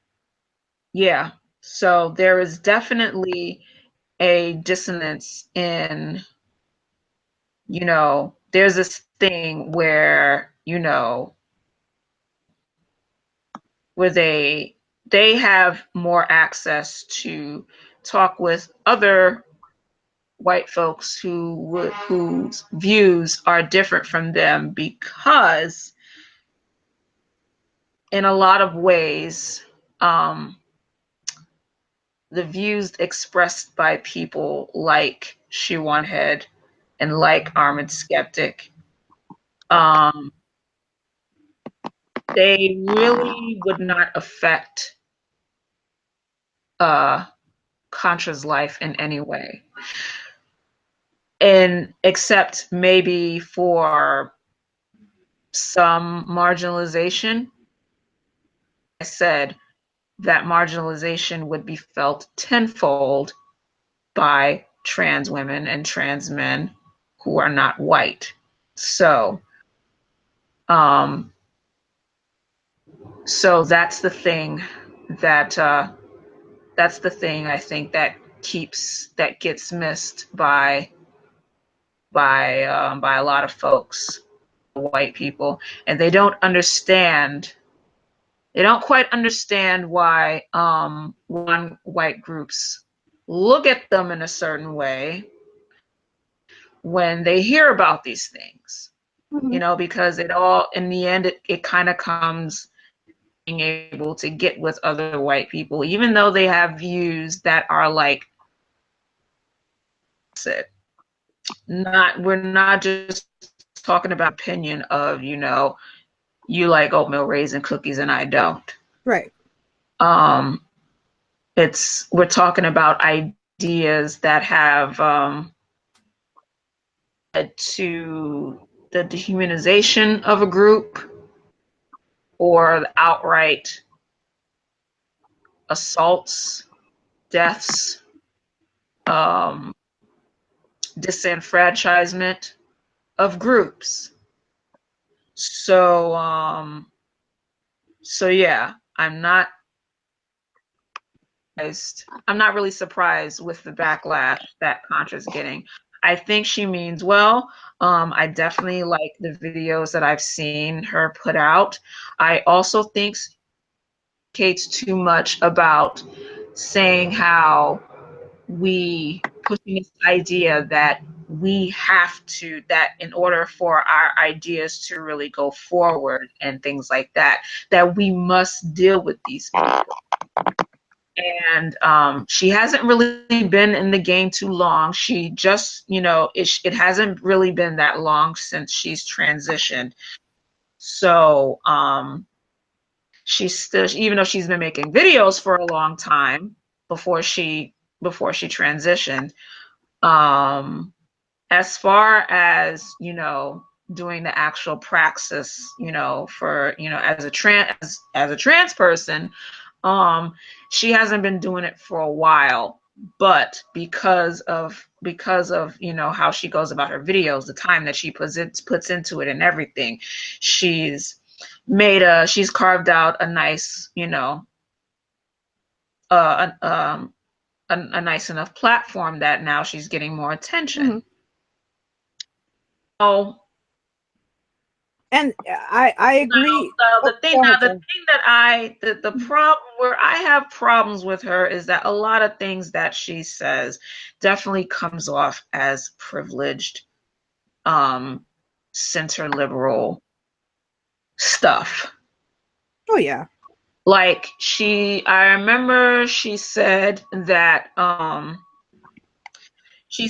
she would, I remember one tweet when she tweeted out how she wouldn't be in favor of a violent revolution because of leftists on Twitter. And I quoted that and I said,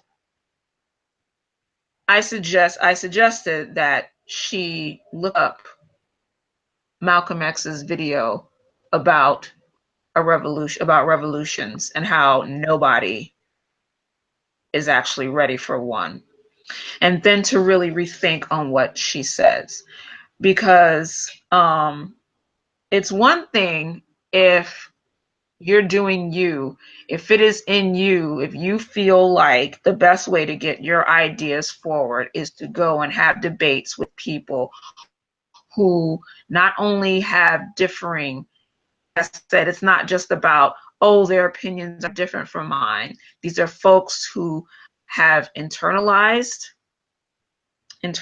biases about that you should. Oh, Foxy, give us that one more time, girl, because you cut out. Yeah.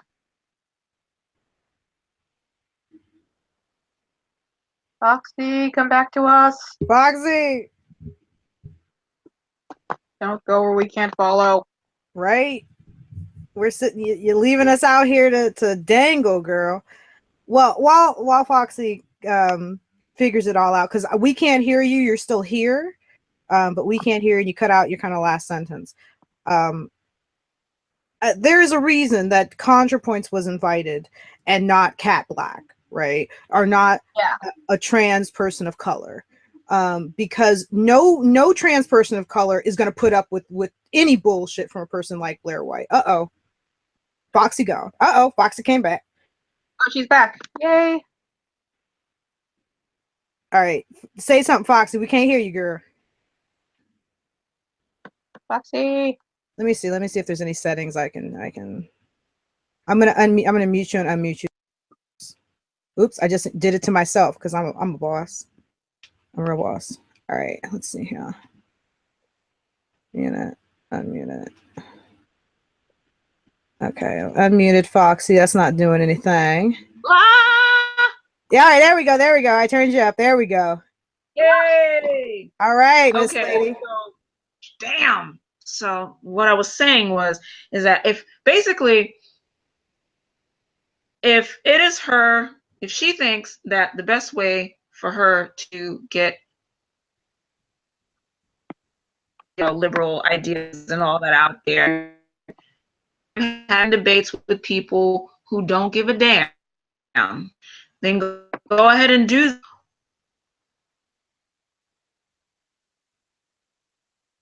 completely the same, because we already see the game for what it is. You're talking to people, and also, and by the way, she was on this mega debate with Omni Destiny, which had the worst of the worst people. Fucking Lauren Southern. No bullshit. No bullshit. Theron, some centrist trans woman. Her name is Theron. Yeah, she's the moderator of the debate in Vancouver. Oh God. And and Nicholas Fuentes, who I had no idea who this person was. I had to Google him and find out that he sort of co-created this America First thing. Basically, it's a white Hispanic guy a white Latino, basically disowns the Latino part. Even though his last name is Fuentes. Look at that name. Yeah, it sounds familiar, but he hates the Latinx part so bad. Figures. So yeah, she was on a debate. She was in a mega debate with all of these people, like shitty ass people. She said things here and there, but it leads me to believe that she's really, I don't know if she should continue to do debates because it's not very good. She definitely says the right thing, you know what I'm saying? But when you're going against folks who have, especially on the right, who basically their game is to control the conversation, to sound like they know what they're talking about, to just push their ideas and leave you in the position where all you're doing is reacting to the things that they're saying. Like, this is the game. Right. The game Innuendo Studios is putting all of us up on game. And to always approach you with an accusatory tone, with this tone, always throwing accusations, moving the goalposts, and being very loud and boisterous, and basically to sell certainty of that their bullshit is true.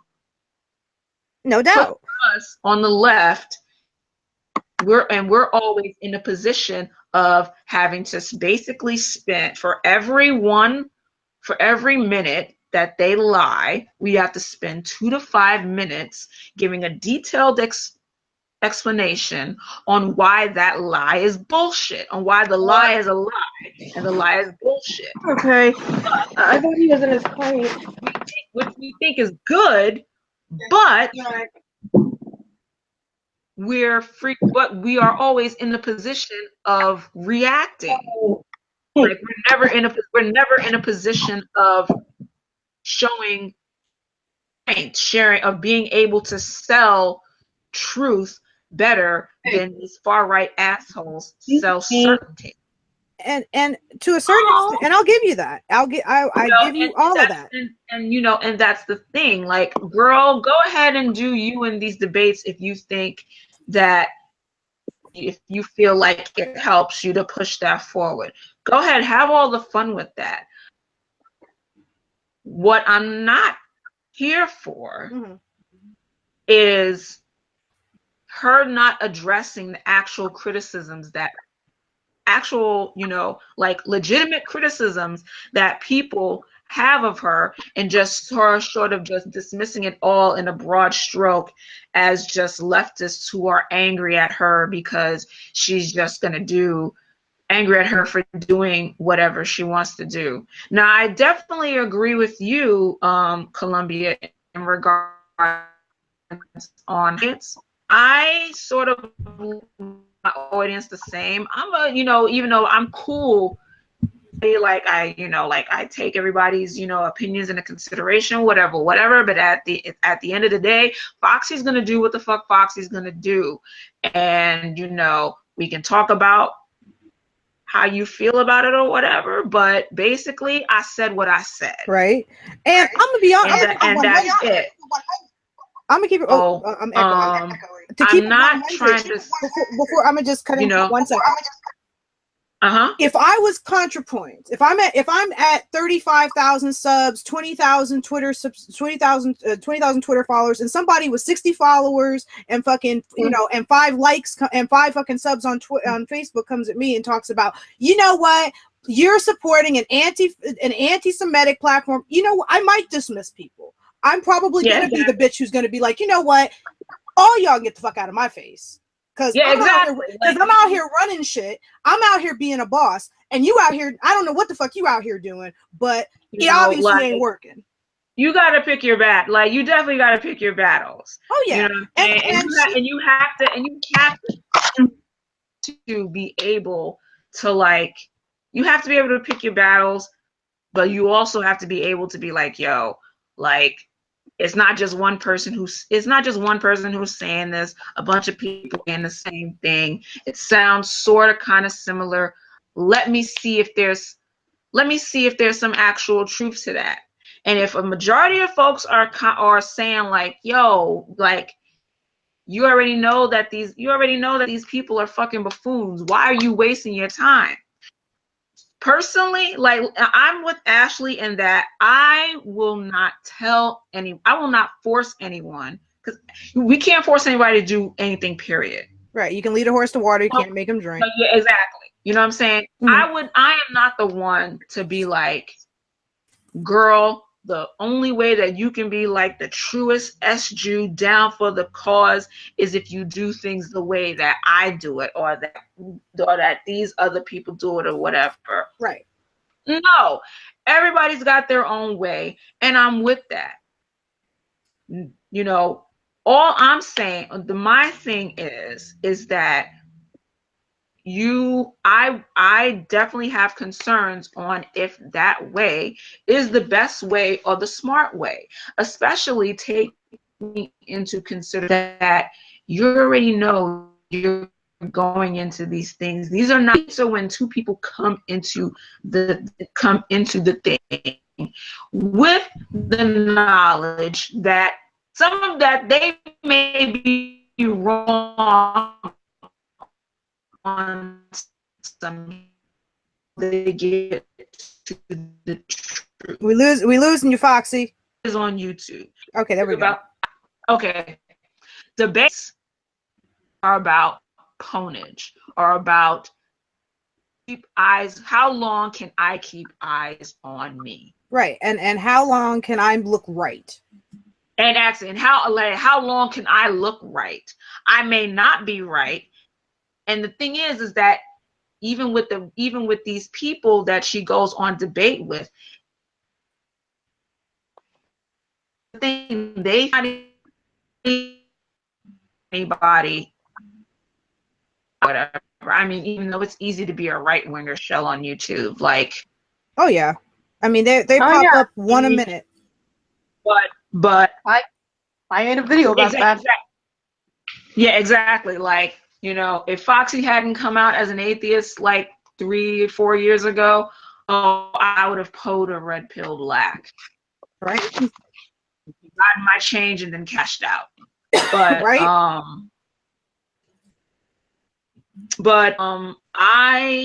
There are no doubts in my mind that Lineal and Nick Fuentes, there are no doubts in my mind that they believe everything that they say, that they tweet, that cast out in the news. Like, it's not an act. If it's an act, it's a very good act, and actually it wouldn't matter. No, it doesn't. Is out there, whether acting or not has consequences. So that it never matters whether any of these people. Oh, go ahead, babe. Intent, whether they're acting or not, is fucking irrelevant to me. Things that their actions via what they say, what they do, the ideas that they enable to be perpetuated, that, you know, of affecting motherfuckers who look like us. Right. So, and I always say, it doesn't matter whether a person believes it or doesn't believe it. All that matters is what they espouse. That's it. Exactly. That's it. What they say and what they do. Like, I don't give a fuck how nice they may seem in real life. And, oh, you guys seem real chill conversation. I don't give a fuck. But I'll say this about IRL. One thing I always say is if us on the internet, and not all of us, but a lot of us, the real world is where we're weak, right? If we weren't weak in the real world, we would spend our Saturday nights, you know, out on the town going to clubs and not on, you know, YouTube hangouts, right? Definitely. One thing is that I believe in going on the offense, right? And I think that if you can prove, I think that you need a proof of concept, and that is, if we meet each other in real life, I'm not going to punch you on head in the face. If I meet her in real life, I'm not going to be super conciliatory to her. I'll say, what's up? And okay, you know, how you doing? I'm not down with being courteous, because I was raised right, but I'm not going to sit here and be like, oh girl, how you doing? But at the same time, I recognize that if I develop a relationship with Shoe on Head in real life, how can I work that to my advantage on the internet? So if I see Shoe tripping on Twitter, will she be more willing to listen to me? When I say, hey, Shoe, you tripping? All right. Would she be more willing to pull back because, oh wait, I met this person. I'm not saying it always works, and I'm not saying it's always going to work, but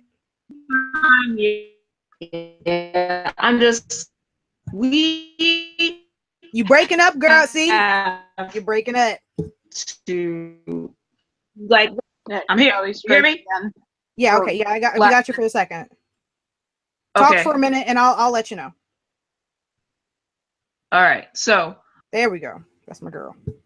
Basically, like, oh man, like, I wouldn't even try to put myself out there to folks like that, because, like, listen, it's 2017. A lot of these ideas that these people have are not new. They're tired as fuck. You know, they're tired. They're old as fuck. They're tired as fuck.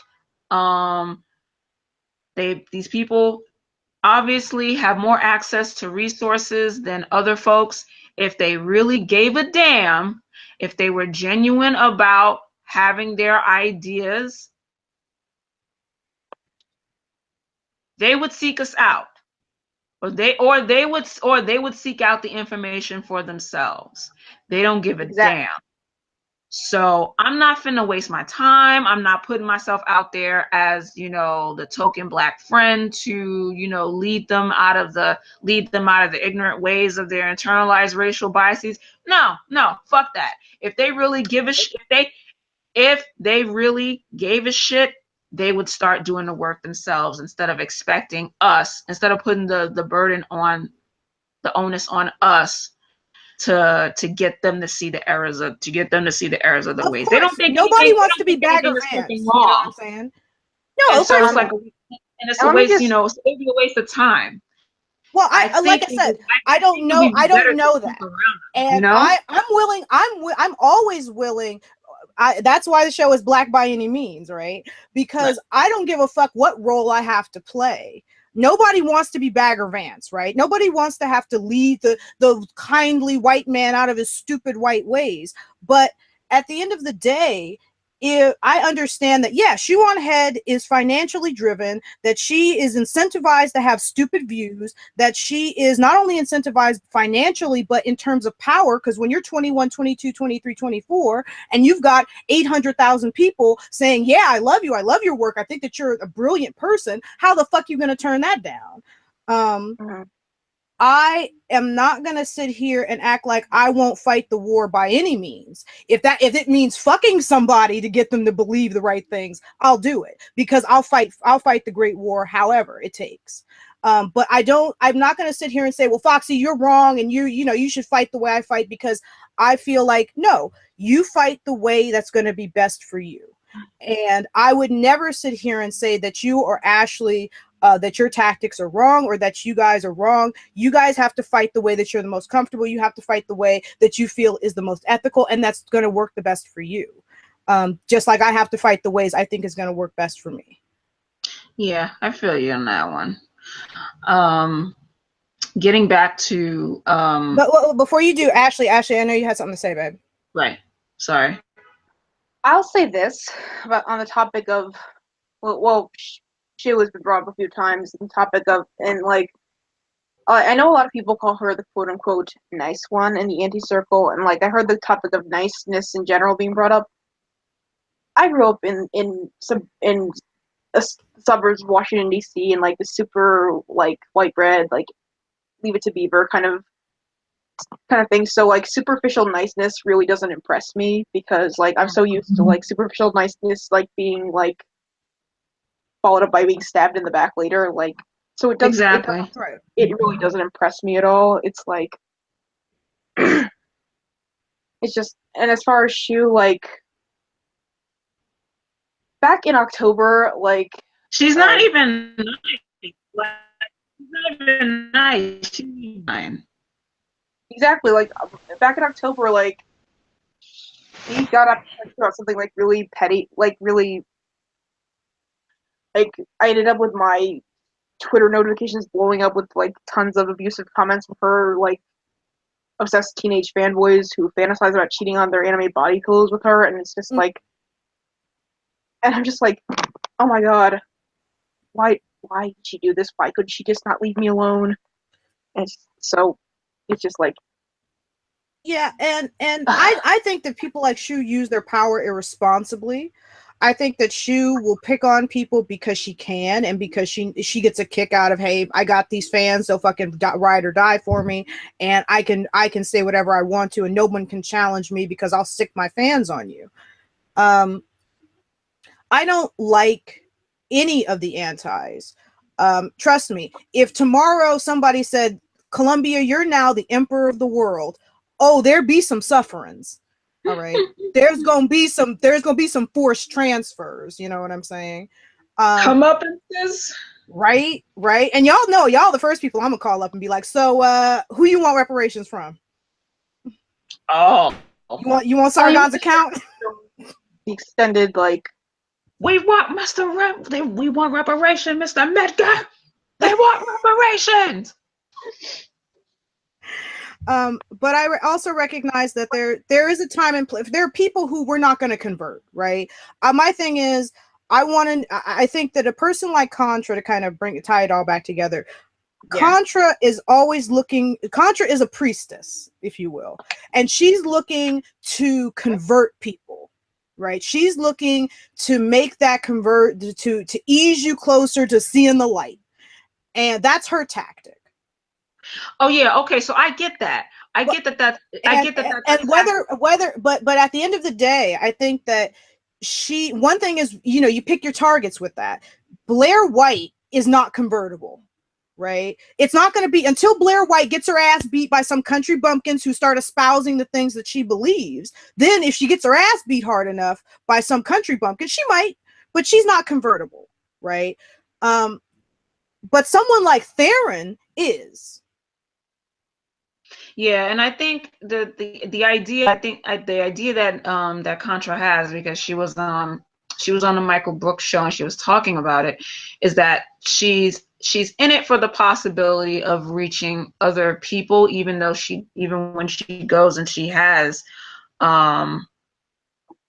in debates, and let's say she's outnumbered, like 5-1 with a bunch of horrible people. So I understand I understand that she feels she's interested in like reaching people that she probably would not, or reaching someone and say, Blair White's audience or something like that. I'm not sure if that's the best place to like hinge all of her hopes, especially given that, like, people may pretend that YouTube is that, that media is all liberal based and liberal ruled or anything like that. YouTube is like a hot spot for, for right-wing ideology. Like, Oh yeah, let's not get it twisted. So they win hands down. They have the most subs, unless it's like a channel that does nothing but has like cat videos and like AMC or Marvel or big companies like that. Oh no, I agree. Stuff like that are right wing ideologies, because you're basically just Did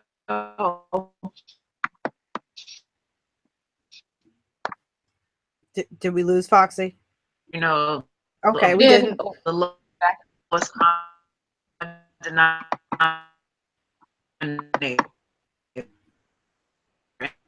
last thing I heard was Foxy saying Wisconsin denialism, and I'm like, what?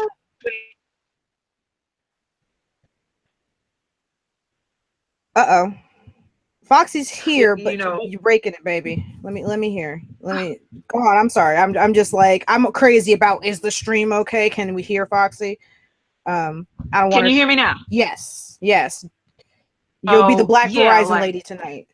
Yeah, like fucking fucking cable. Right? We haven't even gotten net neutrality taken away yet, and it's still fucking up already. They don't want to hear us, man. They don't want to see us shine, yo. Yeah. Like, all right, so let me see if I can make this fast. I understand if this is the method that Contra wants to go on, that's fine. That's great.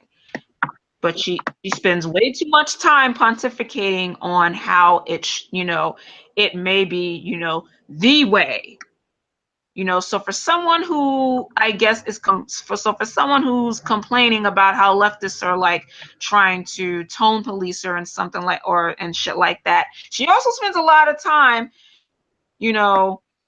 pushing that, that the way that that she thinks the way instead of around these bozos.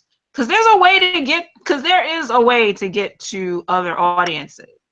Oh yeah. And you don't have to entertain these bullies. You don't have to entertain folks who you're not gonna move them their ideological position in any meaningful way. Oh yeah. And you just go ahead, say the spar words with them. Like, right. And there's multiple ways to do that. I think one thing is host more debates on your channel, on your turf. Make sure that if you're going to have a debate that you outnumber them, right? Make sure you have a moderator. Even fuck it. What no one cares about bias on YouTube. No one really gives a shit except when they're espousing it for their own position. So if it's me, I'm gonna be like, okay, I'm gonna debate Sargon under 3 rules. 1, I'm gonna have 3 people waiting in the wings, just in case. There's gonna be a moderator. That moderator is gonna be biased. I'm gonna put very strict controls on how I do it, and I want it to be on my channel, on my turf, where my audience is. And I think that there are 1,000 ways to do this. Contra has chosen a way that I don't necessarily disagree with for her. But I think that ultimately we all have to find what our best ways are. Some people are going to be able to do it. For example, Coughlin he doesn't do live debates. He says he doesn't do live debates. He doesn't fraternize with the other side. And he's able to, convert people because, he's a white British guy who fucking is mean to people, right? So it works.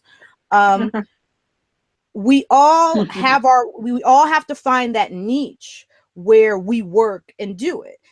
And if Contra's out here saying, well, mine is the only way, then, she's no better than the people who are criticizing her, who think that her way is the wrong way, right? There's a quote, and I forget the guy's name who made it now, but if there are 40 million black people, then there are 40 million ways to be black.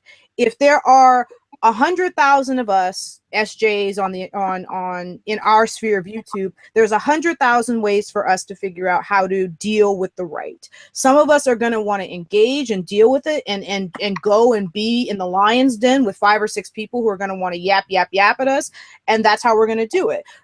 Some of us are going to want to do it under strict controls like me. Some of us are going to want to say, fuck you, I'm not dealing with you at all. I'm going to sit here, I'm going to espouse what I believe, and if you want to come to me, you can come to me in the comment section, or you can make a video to me. That none of those are wrong. You know what I'm saying? None of those, I think and hold on, because I want to say this. We don't actually have any metric to determine, okay, which one is more efficacious, right? We don't have anything to say, well, Contra's converted 9 people, right? And I've converted 1, so her method works better, right? On the surface, in terms of the optics, Contra's method doesn't work as well on the surface because she always looks like she's under attack. She always looks like she's on the defense. She looks like she's reacting to things, right? So the optics of what's happening don't really work. But I can't tell you whether her method works better than other people's methods. I think that's something that we all have to kind of put to the test. And it's difficult to say. I know that I want people to do what they feel the most comfortable with. I don't want people trying to submit themselves to what I think or what anyone else believes if that's not what they want to do.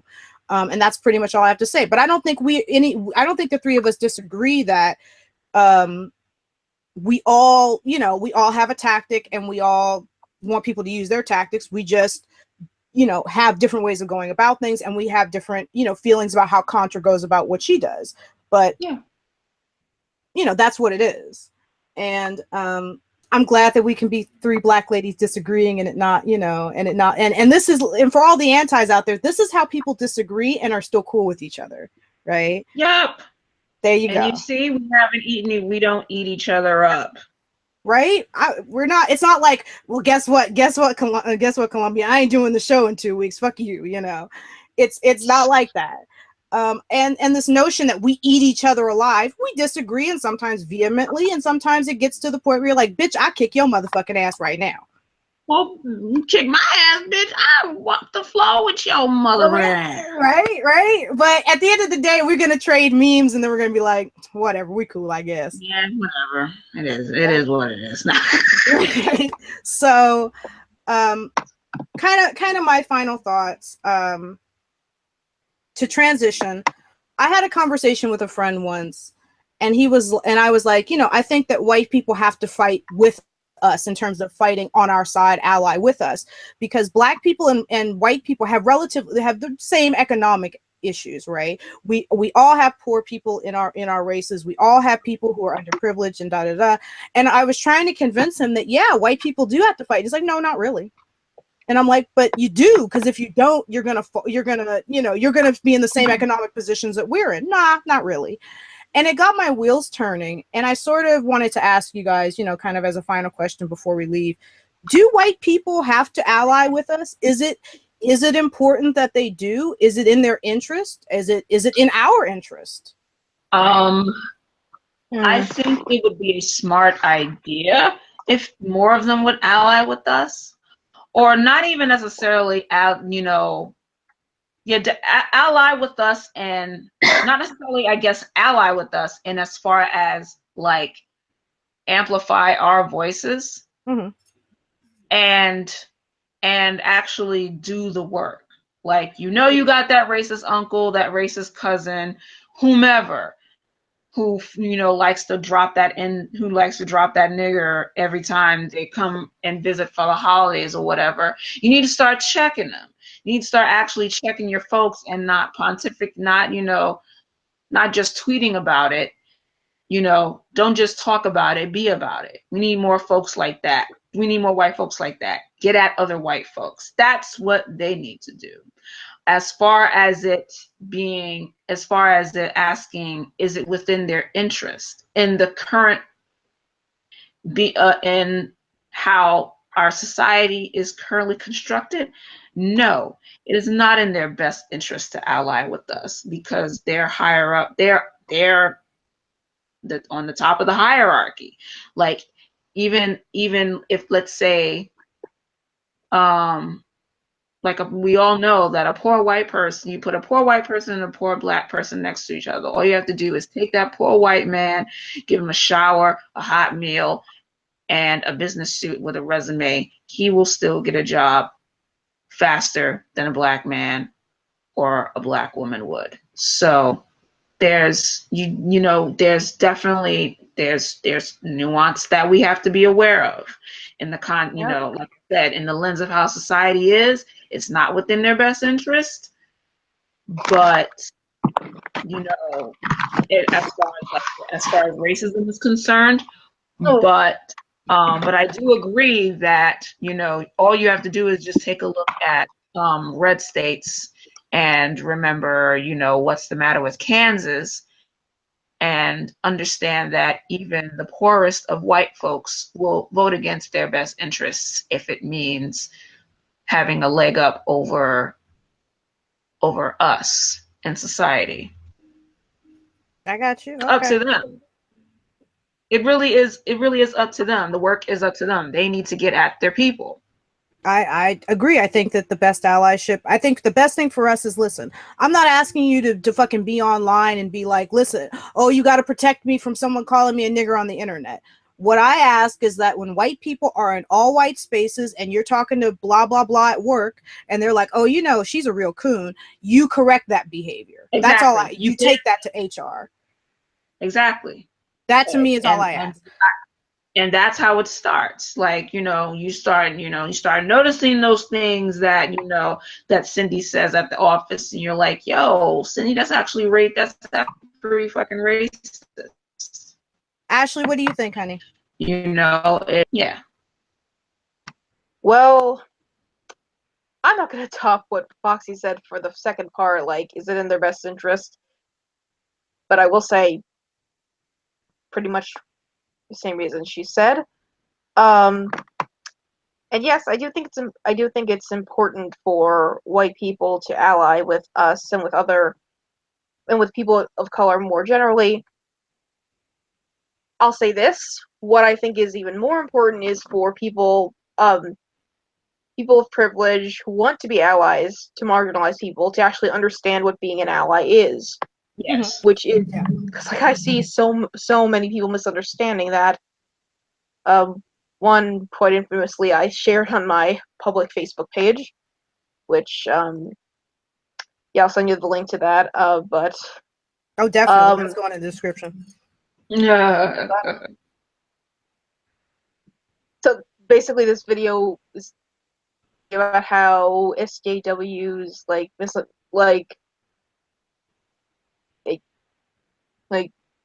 treat it, or how people of color or LGBTQ plus people treat their allies badly.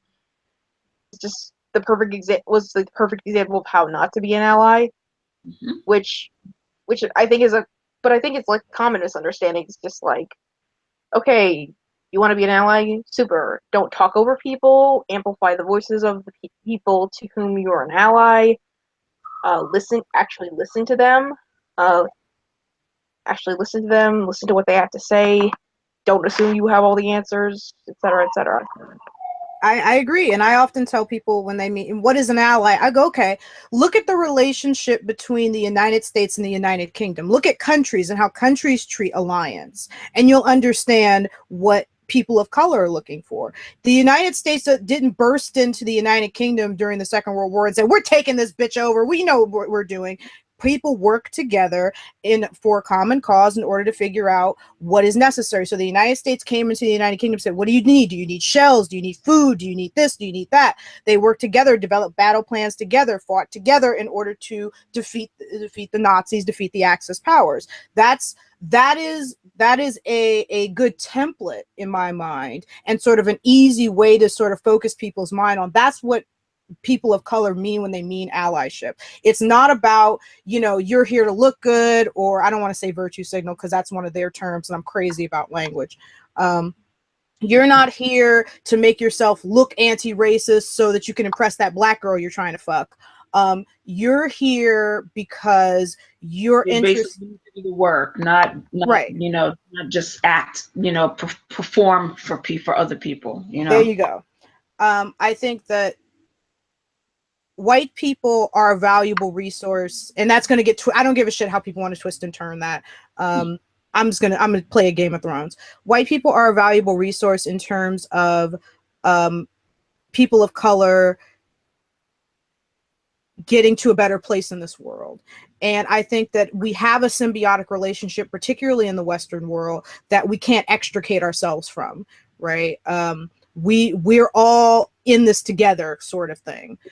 They can say that, oh, we everyone can say, oh, we segregate ourselves. You can pretend like that's the case if you want to, but segregation has never meant that white people didn't have access to us. It just meant that we didn't have access to their capital, their services, their bodies, whatever. But it's always meant that white people have had access to us, our music, our capital, our labor, what have you.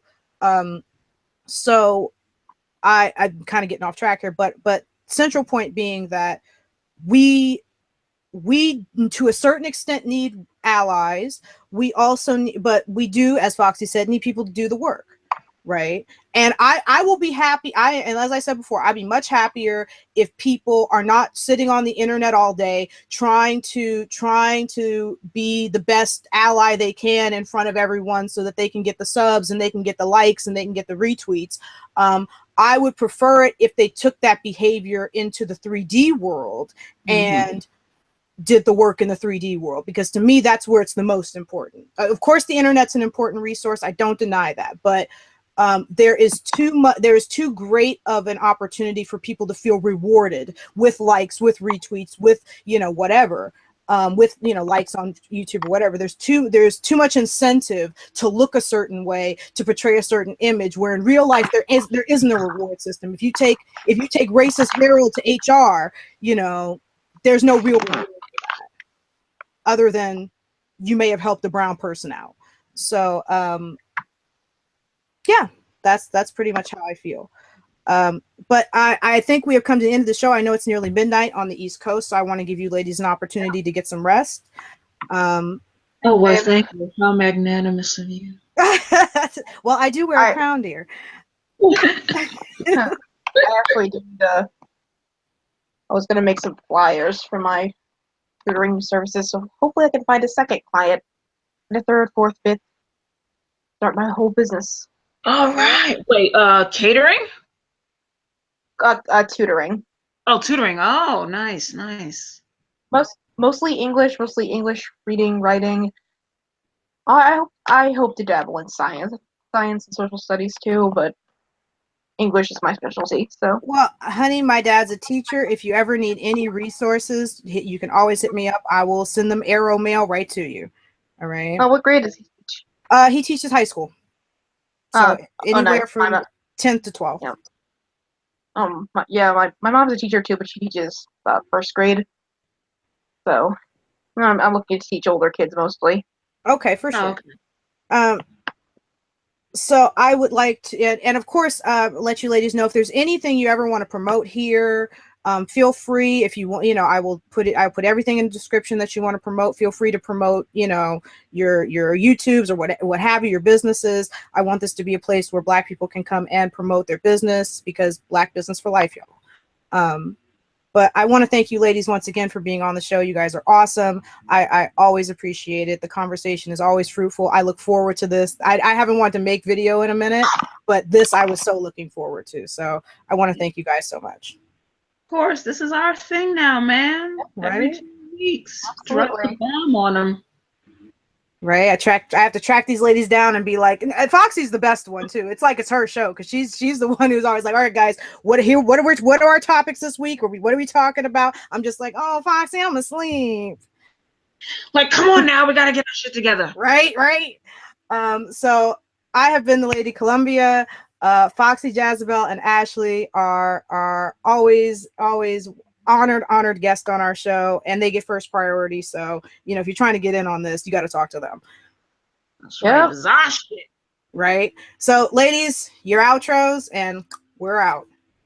All right, so just be sure to check us all out on our respective YouTube channels, and we're all on Twitter. Just search our YouTube channel names. You'll find us. It's been a good talk, and ladies, you have a good night. Everybody have a good weekend, and we will see y'all in 2 weeks. Right. Maybe even sooner if I can get this shit together. Ashleigh, your outro, baby. Peace, love, and stay hydrated. Focus asleep. Right. Yes. Speaking of that, Oh no, he's awake now. He's just like, hey, what's going on? He's like, I'm trying to sleep over here. All right. I'm a dog. All right. Well, good night, guys. I'll be seeing you soon. Good night, ladies. Good night, ladies. Good night.